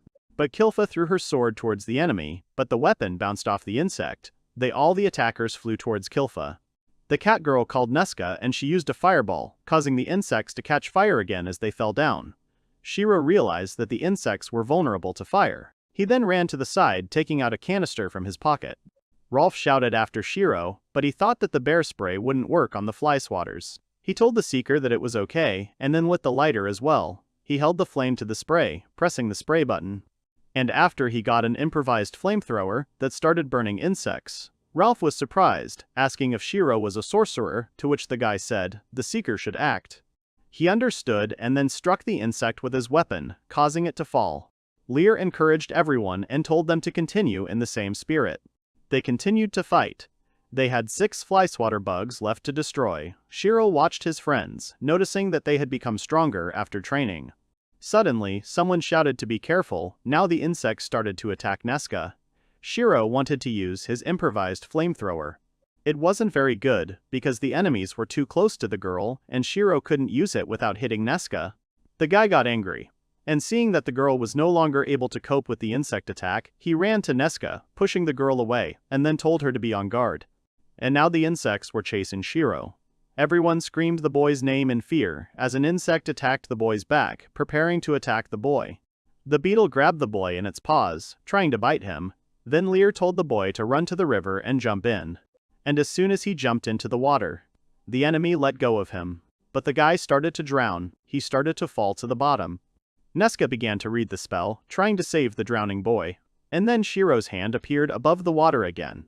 Lear asked the boy to swim to the shore, but Shiro's body began to float with the current, moving away from his friends. Then the seeker shouted that they would definitely find Shiro, but he had to wait for them. The boy opened his eyes, but everything was blurry. He heard someone asking him if Shiro was breathing. The boy thought that the flash of Azure came to save him, a blurry silhouette telling the boy to pull himself together, and then asked if he heard the girl. Then the guy raised himself and began to cough up the water he had swallowed. The stranger said that the guy was still alive. Shiro fell back onto the grass, and then looked at his savior and asked who she was. The girl with wings in front of him put her hands on her hips, asking that the guy had never seen fairies before. The guy looked at the girl. He had never seen fairies before.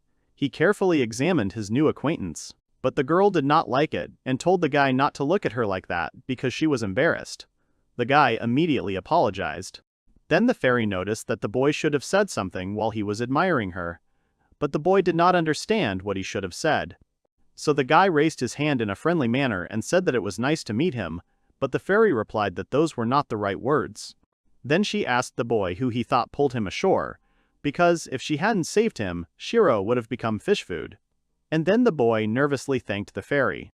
Then the fairy asked how the guy got carried away by the current. She thought it was his hobby or something like that. But the boy rejected the fairy's suggestion, saying that he could have told everything. But the girl interrupted him because it was clear to her that the boy had jumped into the river to escape the monsters. She then asked where the boy came from. Shiro said that he came from the city of Ninarich, which was located west of the forest. The fairy shouted excitedly, offering the boy to take her with him to the human city, namely Ninarich. But seeing the boy's expression, she thought that Shiro would not take her with him. The fairy, with tears in her eyes, said that it was bad. But Shiro said that he did not think so, and then asked if the fairy had any acquaintances in the city. The fairy said that there was a human man there. She said that the guy was a little taller than the guy. He was skinny and weak, but he always laughed so happily, and his hair and eyes were the color of the sky. The fairy then asked if Shiro knew such a guy, but the guy told the fairy not to think that they all knew each other just because they were the same species. Then he asked her to at least name the stranger. The fairy said sadly that she did not know his name. After all, he was the only person she had ever met, so she simply called him a person. The stranger said that he came to the forest to hunt monsters. Shiro then thought that the guy was a hunter or an adventurer.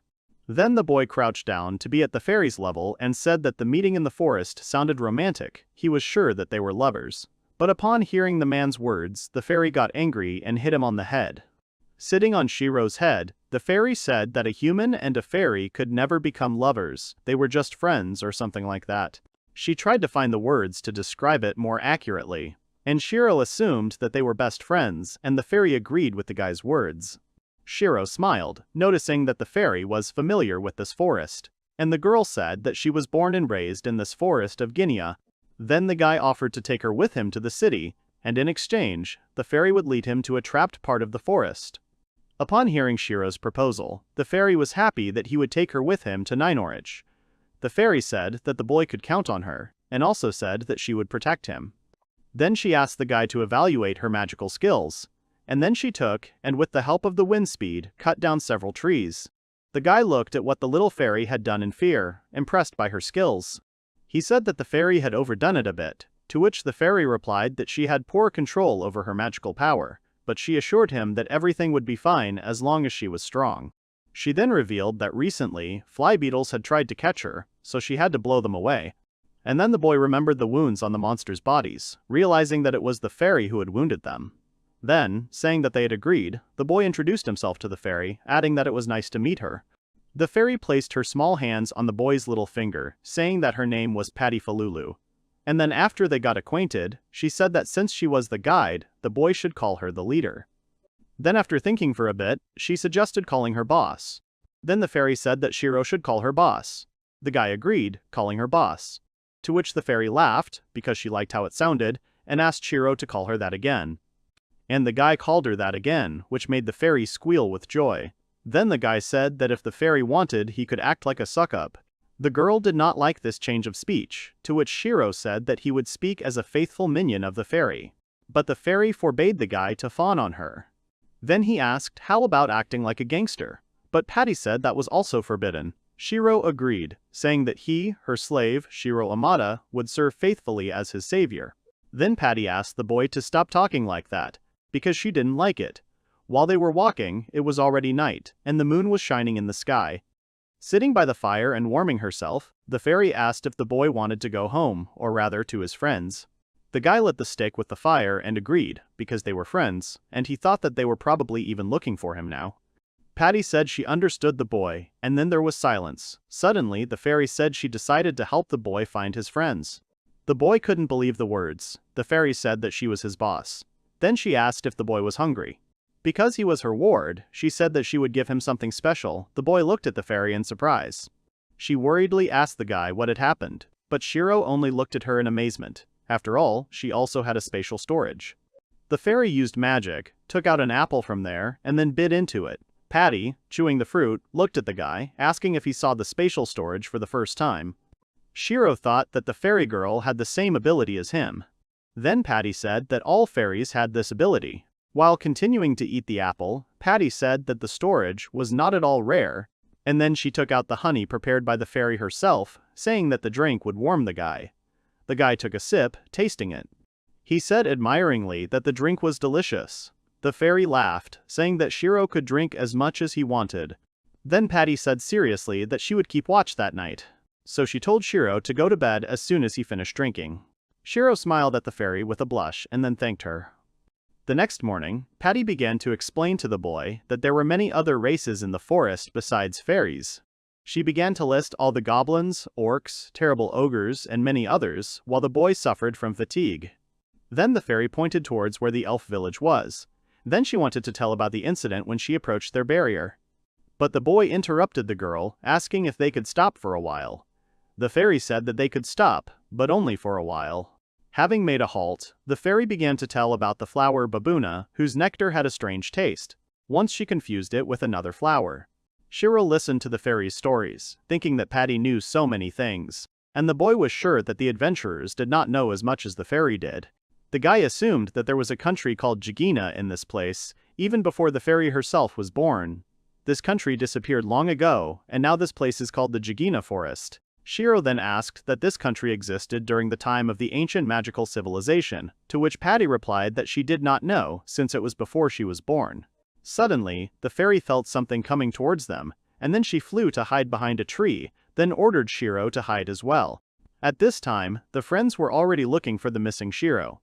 They called the boy loudly, hoping that he would respond to their call. Ralph screamed and asked Shiro to answer if he heard them. Lear leaned over the cliff crying and said that Shiro did not dare to say that he fell over the waterfall and died, and then added that he would not accept it. For such words, Nesca hit the guy with her staff and asked him not to say that again, to which Lear apologized to the girl. The boy then looked at the sorceress, asking if the boy was alive. Nesca ruffled the adventurer's hair, telling him that he would definitely be fine. At this, Kilf wanted to jump to the next tree, shouting that Shiro was definitely alive, but suddenly a raven grabbed the girl by the hood.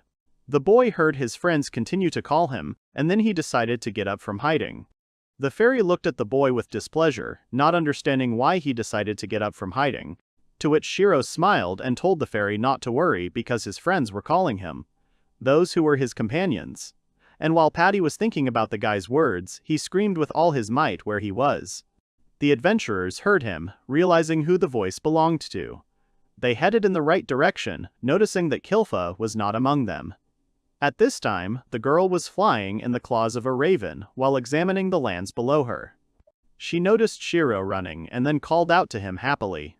Shiro stopped and looked at the sky, surprised by the girl. Kilfa fought off the bird's claws and then began to fall straight towards the boy, crashing into him.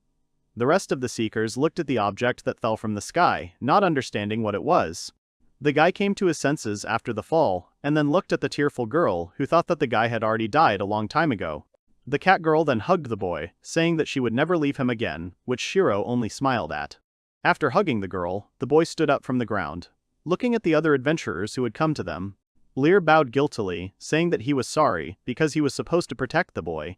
Nesca followed him in apologizing, bowing. She said that Shiro had already saved her a second time, and now she owed him. The boy listened to their remorse and then said, "Wasn't that the most important thing?" adding that he was finally safe and with them again. The seekers hesitated, and then Shiro asked if he was part of the Blue Flash. To which everyone immediately began to say that Shiro was their companion, and that Lear was wrong. And then Shiro asked them to rest a bit.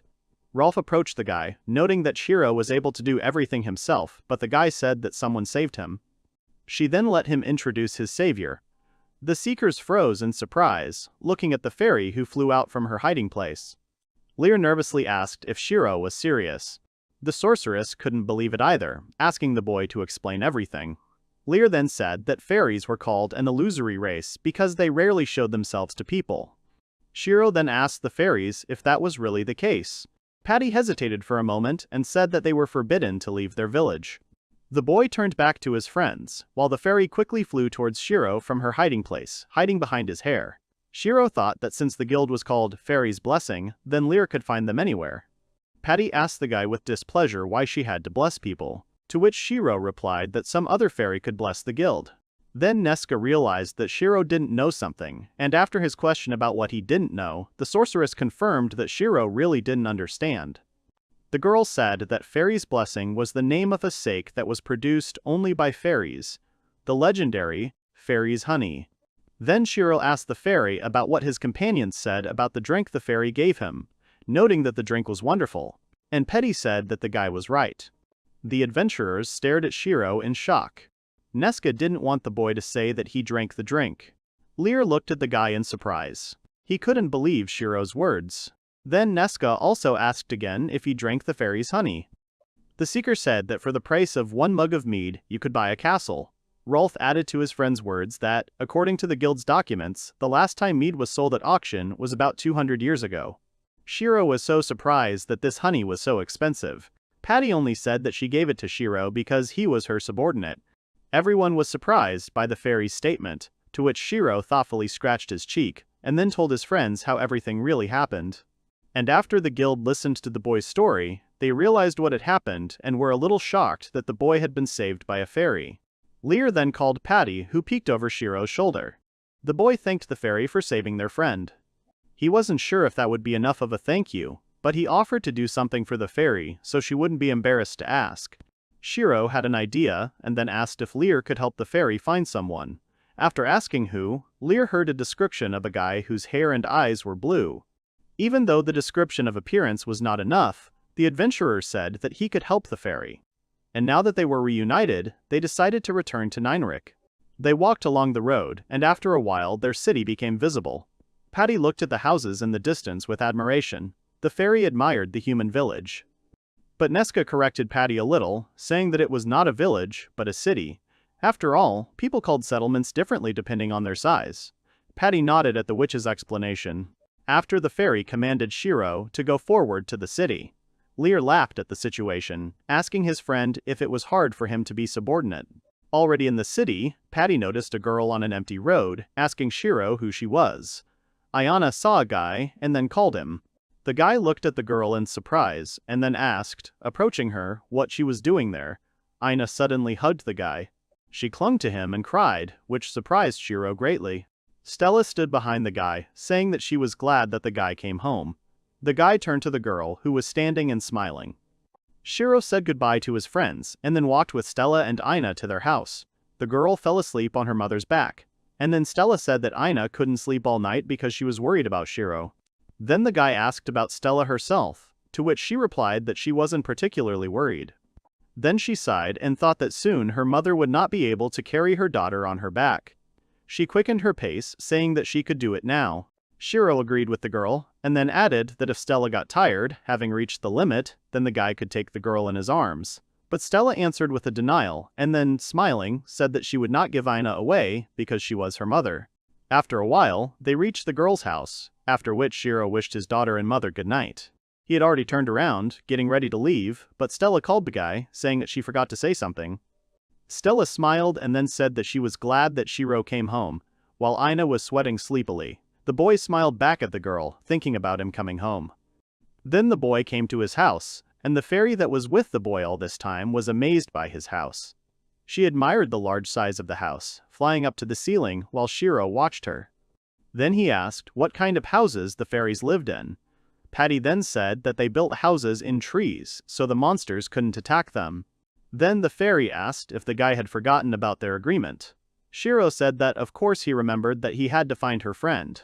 He assured the girl that the town was small, so he was sure that they would find it quickly, so they would go looking for it the next day. And Patty was glad of the words of her new friend. Then the boy asked the fairy if it was really that hard to make that amazing honey. But Patty said it was even easy, as long as she had regular bee honey. Then she said that honey wasn't that easy to get. And while Patty was talking about how she was attacked by a swarm of bees when she tried to collect honey the last time, Shiro began to look for something in his briefcase. Then the guy pulled a jar of honey out of his backpack, asking if that was the kind of honey they needed. And Patty said the guy did a great job. She looked at the jar of honey in surprise. She couldn't believe that it was a 100% natural honey jar from a beekeeper. She dipped her finger into the sweetness and then tasted it. The fairy ate the honey with admiration, admiring its taste. She then said that she could make another drink if she used this honey. The guy hoped that she would. But then he told Patty it was time to go to bed, noting that he had been sleeping on the ground for so long that his body ached all over. After the night, the morning came. Shiro was sleeping on the couch, and a fairy was lying on his head. They were sleeping very soundly. Aina, who came to visit the guy, began to wake the guy up. Shiro sleepily opened his eyes, asking the girl why she was there, because the store was closed that day. The girl took out a small bag, saying that her mother asked her to bring the boy some lunch. Shiro yawned, stretching out his arms and saying that he understood. The girl then leaned towards the boy and asked who the girl was, who was now lying on the boy's hair. Shiro introduced the boss fairy Patty to the girl, who at that time also yawned, trying to wake up from sleep. Aina looked at the fairy with admiration, saying that she had seen such fairies in her picture books. And when the girl took the fairy in her hands, happily looking at the fairy race, Patty asked the boy with displeasure who the girl was. Shiro answered that Aina was helping him with the store. Then the boy remembered that he wanted to ask the girl something. He asked if Aina had seen a man with blue hair and eyes. Aina looked at the fairy for a moment, then apologized, saying she didn't know such a man. Patty looked at the girl sadly. Shiro then said that neither he nor Aina could know everyone in this city, and then added that he was sure that if they asked around, they would quickly find him. The fairy agreed with the guy. So they decided to start searching. Then, Aina said that she also wanted to go with them on the search and help find the fairy's friend. Shiro asked Patty if they could take the girl with them, and the fairy happily agreed. And then, overcome with emotion, she flew high above the roof, so the guy thought that they should hide Patty first. Then Aina thought for a moment, turning her back to the guy, offering to hide Patty in the backpack. Shiro agreed with the girl, putting the fairy inside, from where Patty stuck her head out. And then taking the girl by the hand, Shiro suggested to start searching. Their search began with questioning the townspeople. They asked an old woman, but she said what difference did it make if it wasn't Shiro. They then asked a passing couple, to which the man asked the searchers if they had seen a man with a chain, but his companion replied that they had not. Then they asked a passing cat that he hadn't seen anyone like that either. Then they asked a kebab vendor, but he denied it and then offered the seekers to buy a kebab from him. The woman who was handling the papers said she didn't remember seeing the chain before. Then she said if they could give the man's name, she could help them find him. Then they approached the jeweler, who looked at the picture carefully and said that there were no such pictures in his shop. They even asked the dog that just barked at them. They went into a bar and the guy there said he didn't know the chain and then asked them to leave him alone. After an unsuccessful search, Shiro thoughtfully looked at the photograph in his hand, where a chain was depicted. This was the 27th person interviewed, but they still had no leads. Then Aina asked if that guy could live somewhere other than Ninarich, to which the fairy said that her friend said that he was going to Ninarich. The only clue was a chain, like the fairy herself. Shiro printed out a photo he had taken with a new camera. And while the guy was thinking, the mayor called him, who was looking for him. She heard that he went on a trip with the blue flash, and then she asked the guy not to make her worry so much. The boy apologized to Karen, to which the girl looked away, saying that he didn't have to apologize. She stroked the boy's hair, adding that the main thing was that Shiro was safe and sound. Suddenly, Aina asked the boy why his face was so red, to which Shiro began to justify himself by saying that he was very hot. Then the boy decided to ask the mayor if she had seen the chain. The girl carefully examined the photo. After thinking for a bit, Karen said that she had seen such a chain, but she couldn't remember exactly. Then she said that if she remembered anything, she would definitely tell Shiro. The guy was very grateful to his friend, who said that it was time for her to go, because the guild's business did not wait for her. Then the guy asked if Karen had business with Emil. But the girl said no. Then she said furiously that she had business with those who had endangered her dear friend, namely the Blue Flash. Hearing the girl, the guy wanted to stop her, saying that it was his fault, but Karen waved her off, saying that they would talk later. Shiro then asked Lyra and the others for a chance to avoid being punished by an enraged Karen.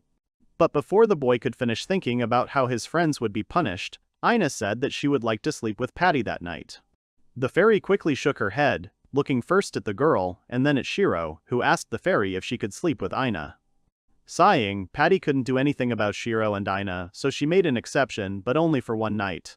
And so, after searching, Aina came home, told her mother that she was back, and then hesitated a little. She told Stella that she wanted to show her something, and then she asked to keep it a secret from everyone. The girl listened attentively to her daughter, and then smiled and promised that she would not tell anyone. Then Aina said that she would open the backpack now. Her mother thought that her daughter could have brought a lizard or a frog into the house. And when the backpack was opened, Stella and Aina looked inside. Patty looked at them and then said that Stella and Aina's eyes and hair were the same. Stella looked at Patty carefully, realizing that she was looking at a real fairy, after which she went into shock.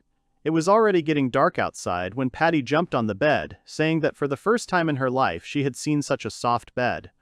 She continued jumping on the bed, laughing along with Aina, while Stella brought them brewed cups of tea. A woman's hand began to move the hot cups of fruit tea that Shiro had brought them onto the table. Then Stella asked the fairy to tell her about the man she had mentioned at dinner. The girl said that she would like to hear a story too. After thinking for a moment, Patty decided that she would tell them that story too. It happened when she first left the village. When she met that guy, he was hunting for a rabbit.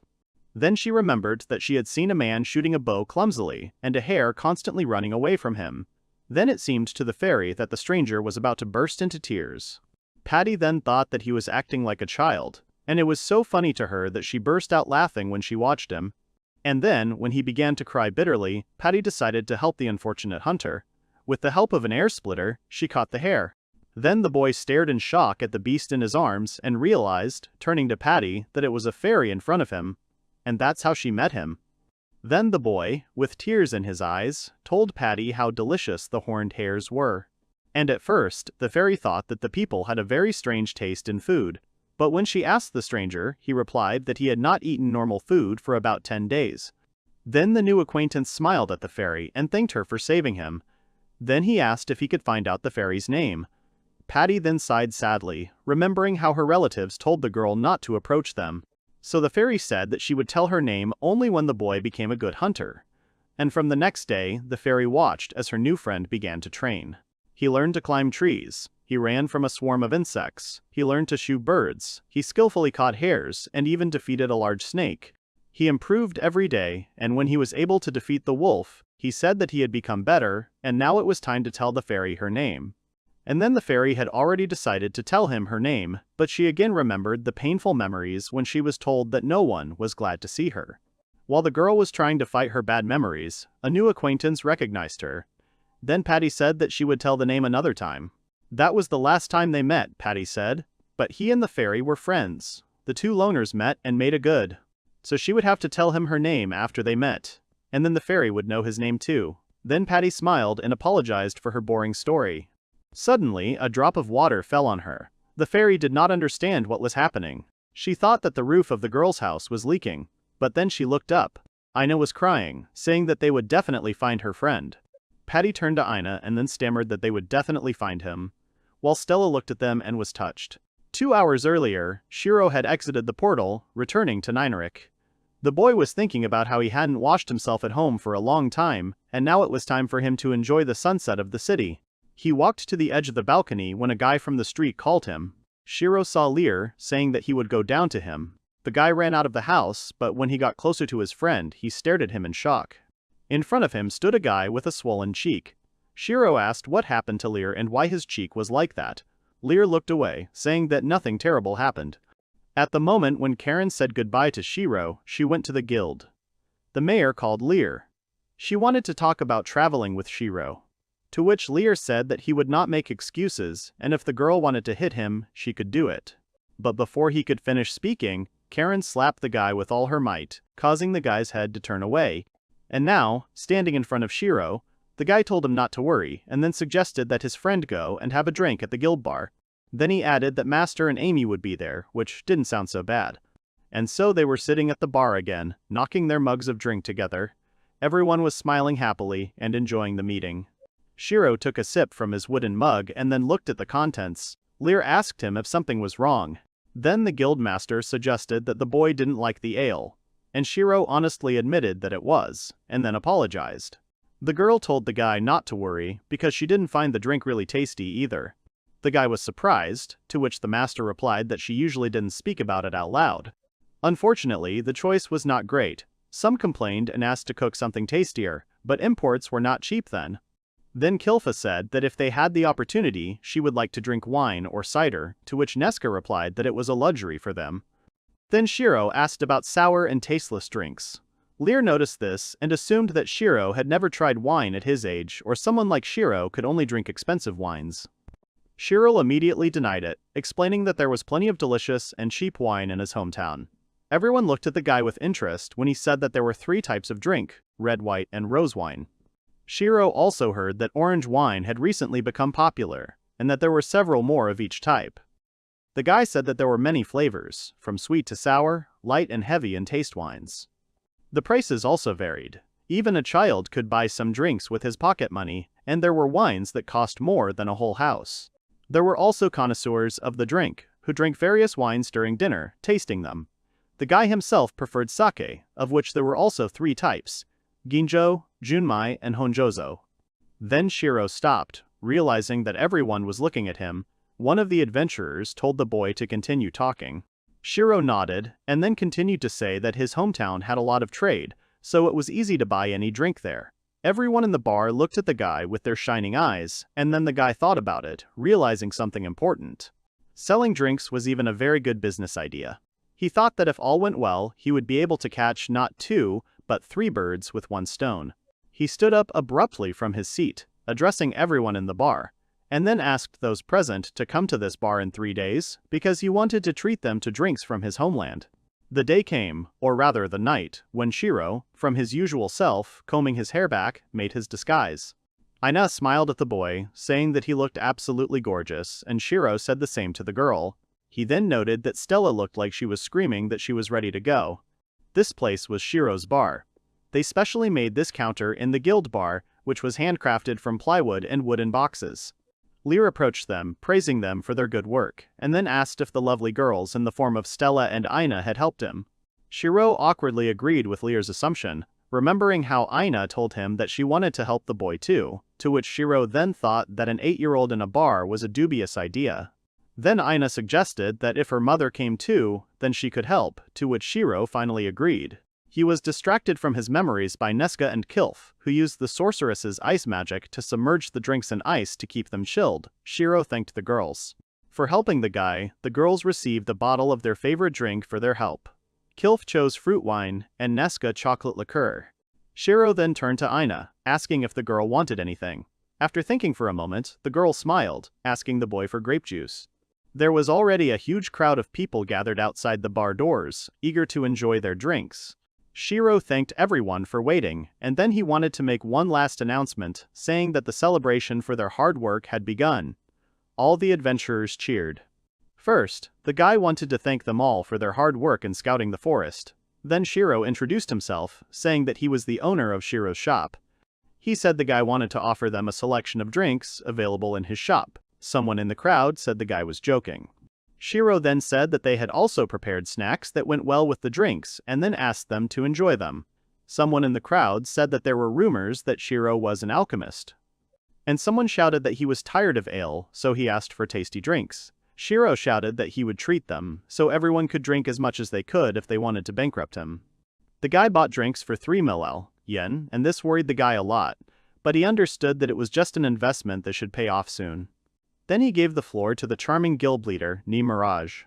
The girl greeted everyone and then said that they could drink as much as they wanted, but so long as it didn't affect their work the next day. Everyone cheered and then started pushing to get to the bar first, almost running over Shiro in the process. The master loudly slammed her heel on the floor and then, looking warningly at the customers, asked them to let her sort things out. The customers were then asked to stand in line. Lear came up to the counter and Shiro asked him what he wanted. He hesitated for a moment and then pointed to one of the bottles. Shiro said it was called beer and recommended it to his friend. Lear agreed to take it, after which Aina suggested that the guy squeeze lime into the drink and then it would become even tastier. The boy tried to do as the girl suggested, and after taking a few sips, he was delighted. He did not understand what was with this drink. It was bubbly and so light, and the juice made the drink much tastier. Lear took another sip from his mug as everyone watched him. Shiro suggested trying some more salt, saying it would taste even better. Many people asked for the same thing that Lear ordered. Everyone enjoyed the party. Shiro asked Stella to bring the 4th bottle, which was on the right side, and Aina to bring a Mexican drink. Many people asked for more of their favorite drinks. Shiro knew that everything was going well and that everyone was enjoying everything. He smiled, calling the next customer. A man approached him, ordering something stronger. He asked the guy to give him the strongest of what the guy had in stock. The adventurers looked at the newcomer in surprise, because it was the indestructible Erdos, who was one of the 16 heroes. Shiro smiled at his guest, offering him one of the drinks that, when drunk, made a person feel like they were on fire.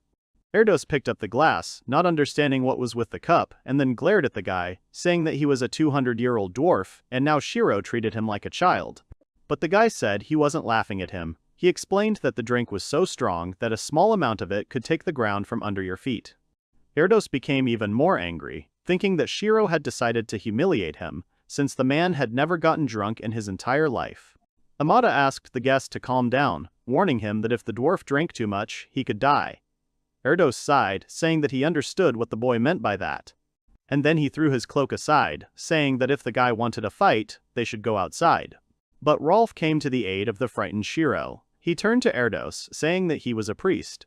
The dwarf decided that the priest also wanted to convince him. He said that Shiro tried to insult the dwarf race. For strong drink was in their blood, and their children had been brought up on a barrel of ale for a pacifier. They had never drunk in such humiliating quantities. Rolf smiled, saying that he might be angry, and then asked if he might be allowed to suggest something. Erdos became interested. Then Rolf said that their priests treated not only poisons, but also intoxications with the help of the sacred speech of healing. So if Erdos got drunk and couldn't stand on his feet, Rolf could heal him. Shiro and Erdos agreed with the priest. Then the man stood up, asking the boy if he was sure the dwarf wouldn't be able to stand on his feet. And then he asked the boy not to make him laugh. After all, the dwarf had defeated the ancient dragon, as well as the demon king. He defeated a 1,000-year-old golem, Koschei the Deathless, lizard knights, a squad of goblins, a Cerberus from the underworld, berserker skeletons, a vampire queen, and none of them could knock Erdos off his feet. All the guests knew all these monsters that were legends, and had no doubt that one of the 16 heroes fought them. He was strong not only in spirit, but also in body. Erdos then proposed a bet. If he fell over from drinking the drink, he would have to do any task Shiro asked him to do. The guy asked if the hero could resist. Then Erdos added that the guy would pay for all the gnome's drinks for the rest of his life. The man then held his mug out, ordering Shiro to fill it. Sighing, the boy began to fill it with liquid, then pushed it back to the man, who took him at his word. Erdos brought the drink to his nose and then sniffed it, making sure it smelled right. His nose began to burn more than any other drink he had ever had. The man began to drink the drink. All the visitors looked expectantly at the man who, without looking up from the mug, drank its contents. And when the last drop ended up in the man's mouth, everyone looked at the hero with admiration, except for Shiro, who became slightly nervous from what he saw. Exhaling, Erdos said that the drink was harshly heating his stomach, and then slammed the mug down on the table, asking Shiro, rubbing his mustache, if he thought the man was drunk. Everyone silently watched the two of them. After thinking for a bit, Shiro rubbed the back of his head awkwardly, thinking that he had lost after all. One of the 16 heroes laughed loudly, holding his stomach, realizing that the boy had just realized that he had lost. He then happily said that he would drink at Shiro's expense forever. The man continued to laugh loudly, throwing his head back, and then fell to the floor unconscious. Shiro addressed a dejected Erdos, saying that he had warned him that he shouldn't have drunk so much. After all, if it weren't for Rolf's spell, the hero would have already died. Some didn't know if he was a hero or not, but they had never seen anyone so dejected. And there were whispers everywhere that Erdos had lost to someone in a drinking game for the first time, and it was unimaginable. Many tried to remember the name of that deadly drink, racking their brains, but someone suggested calling this drink Hero Killer. And many agreed with the new name of the liquid. And the Hero Killer quickly became a phenomenon among adventurers. And after a while, the sleeping bodies of adventurers were lying on the floor, and empty bottles were next to them. Neska looked at the bottle in her hand, thinking that it was the first time she had ever had such a delicious drink, and then remarked that she would like to share it with her parents. Next to her sat a contented and blushing Kilf. Lear asked, slightly hesitantly, if it was normal that Shiro poured everything for free. The guy admitted that it was terribly expensive, but it was a small price to pay for the dependence of the Seekers. Lear chuckled, as he expected from the cunning businessman. Watching the two drunk men, Shiro agreed, saying that it would be a stress reliever for the adventurers, and Aina could help him with the delivery. When everyone calmed down, Shiro allowed Stella and Aina to leave early. Then Kilfa hit the businessman with all her might, saying that he was good. Shiro said that he was hurt by her blow, but the girl smiled, saying that she hadn't hit him hard yet. After thinking for a while, Lear realized what the real reason was for gathering all the adventurers here. The boy was surprised when Lear approached one of the boxes, saying that fairy wings were sticking out of it. Shiro realized that he had been found out, and then he turned to his little friend, asking if she had seen her friend. The fairy, who was sadly sitting inside hugging her knees, said that she did not see him. Then Shiro assumed that her friend was not an adventurer. The fairy apologized to the boy because he had done so much for someone like her. Shiro called Patty again. It was raining outside. After all, the days passed, but they still did not find the fairy's friend who sat and watched the rain.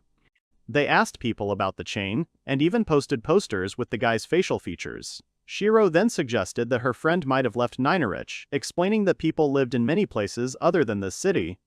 The fairy then suggested that there were about 10 or 20 such places, to which Aina said that there were many more such places. The fairy thought that there were too many of these places, so she was thinking about how she would search them.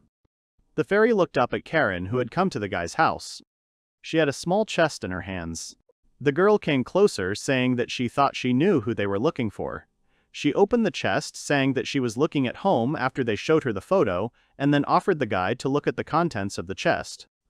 The girl took out the same pendant with a chain, which surprised the guy greatly. Karen said that this chain belonged to her great-great-great-grandfather, the first mayor of Ninarich. Then Ina asked who the great-great-great-grandfather was. Shiro explained with his family tree that it was the grandfather's grandfather. Karen asked why they were looking for her great-great-great-grandfather. Shiro was about to come up with an excuse, but Patty interrupted him. She flew forward in front of the girl, looking at her seriously. Karen looked at the fairy in front of her, unable to believe it. The mayor then asked Shiro what was going on. She knew it was hard to believe, telling the guy that her great-great-great-grandfather knew a fairy. And then Patty asked where her relative was now. Karen stared at the fairy in surprise, not understanding what she meant. If Karen was his grandson's child, she would have known where her friend was, since Karen was also his family. Then Karen would surely know where he was now. The mayor looked at the fairy thoughtfully, and then realized. She asked Patty how long fairies lived. After thinking for a while, Patty said that fairies lived for about 3,000 years, but Patty herself was only 300 years old. Shiro watched the conversation silently as Karen told the fairy that humans don't live to be 100 years old. Then the girl said in other words that the person the fairy was looking for was dead and had been for a long time. The fairy froze. She couldn't believe it. She remembered how her tribesmen hated her and told her to leave them. No one was ever happy to see her, and they constantly asked why Patty hadn't been banished yet. No one cared about her. Even her parents hated the fairy. They wouldn't care even if the girl was gone. That's why she broke the rules and left the fairy village. That night there was no moon in the sky, but then she met her friend. For the first time, someone looked at her so kindly when they saw the fairy. For the first time, someone thanked her for her help. For the first time, someone smiled at her when the fairy said that she would not tell her name until her friend became a good hunter. For the first time, someone played with her while her friend was training. For the first time, they got into a fight with each other, doing little dirty tricks on each other. And for the first time, she knew that there was someone who would do anything to save Patty. Then her friend fought the clawed, terrible monster to save Patty. For the first time, someone gave her a gift. Then, lying on the grass, her friend showed the fairy the pendants he had made himself and said that they were a pair. The guy said that last time the fairy gave him some beautiful stones, which the guy used to make jewelry. Then he suggested making these pendants as proof of their friendship. Patty was surprised then, to which her friend said that they would always remember each other, even if they were far away, and then suggested naming them from artifacts. Then the boy said that they were best friends now, much more than just friends, because they meant a lot to each other. The fairy couldn't believe that she had no friends before. She cried because of her friend's words, because then she skipped the friendship stage and immediately found her best friend. Seeing the fairy's tears, the guy was very confused, but Patty said that she was not crying, turning away from her friend. Then she cried for the first time from happiness. And for the first time, she didn't want to lose anyone. Then the guy reminded her again that the fairy should have already revealed her name to him. Then she thought that if she revealed her name to him, she would never see him again. After all, she remembered that the guy had already mentioned that they could be far from each other. Then she said again that they would say each other's names next time. And then Patty thought that their happy days might soon be over. The boy only smiled at the little fairy's words and said that he would wait. That's why she never told her best friend her name.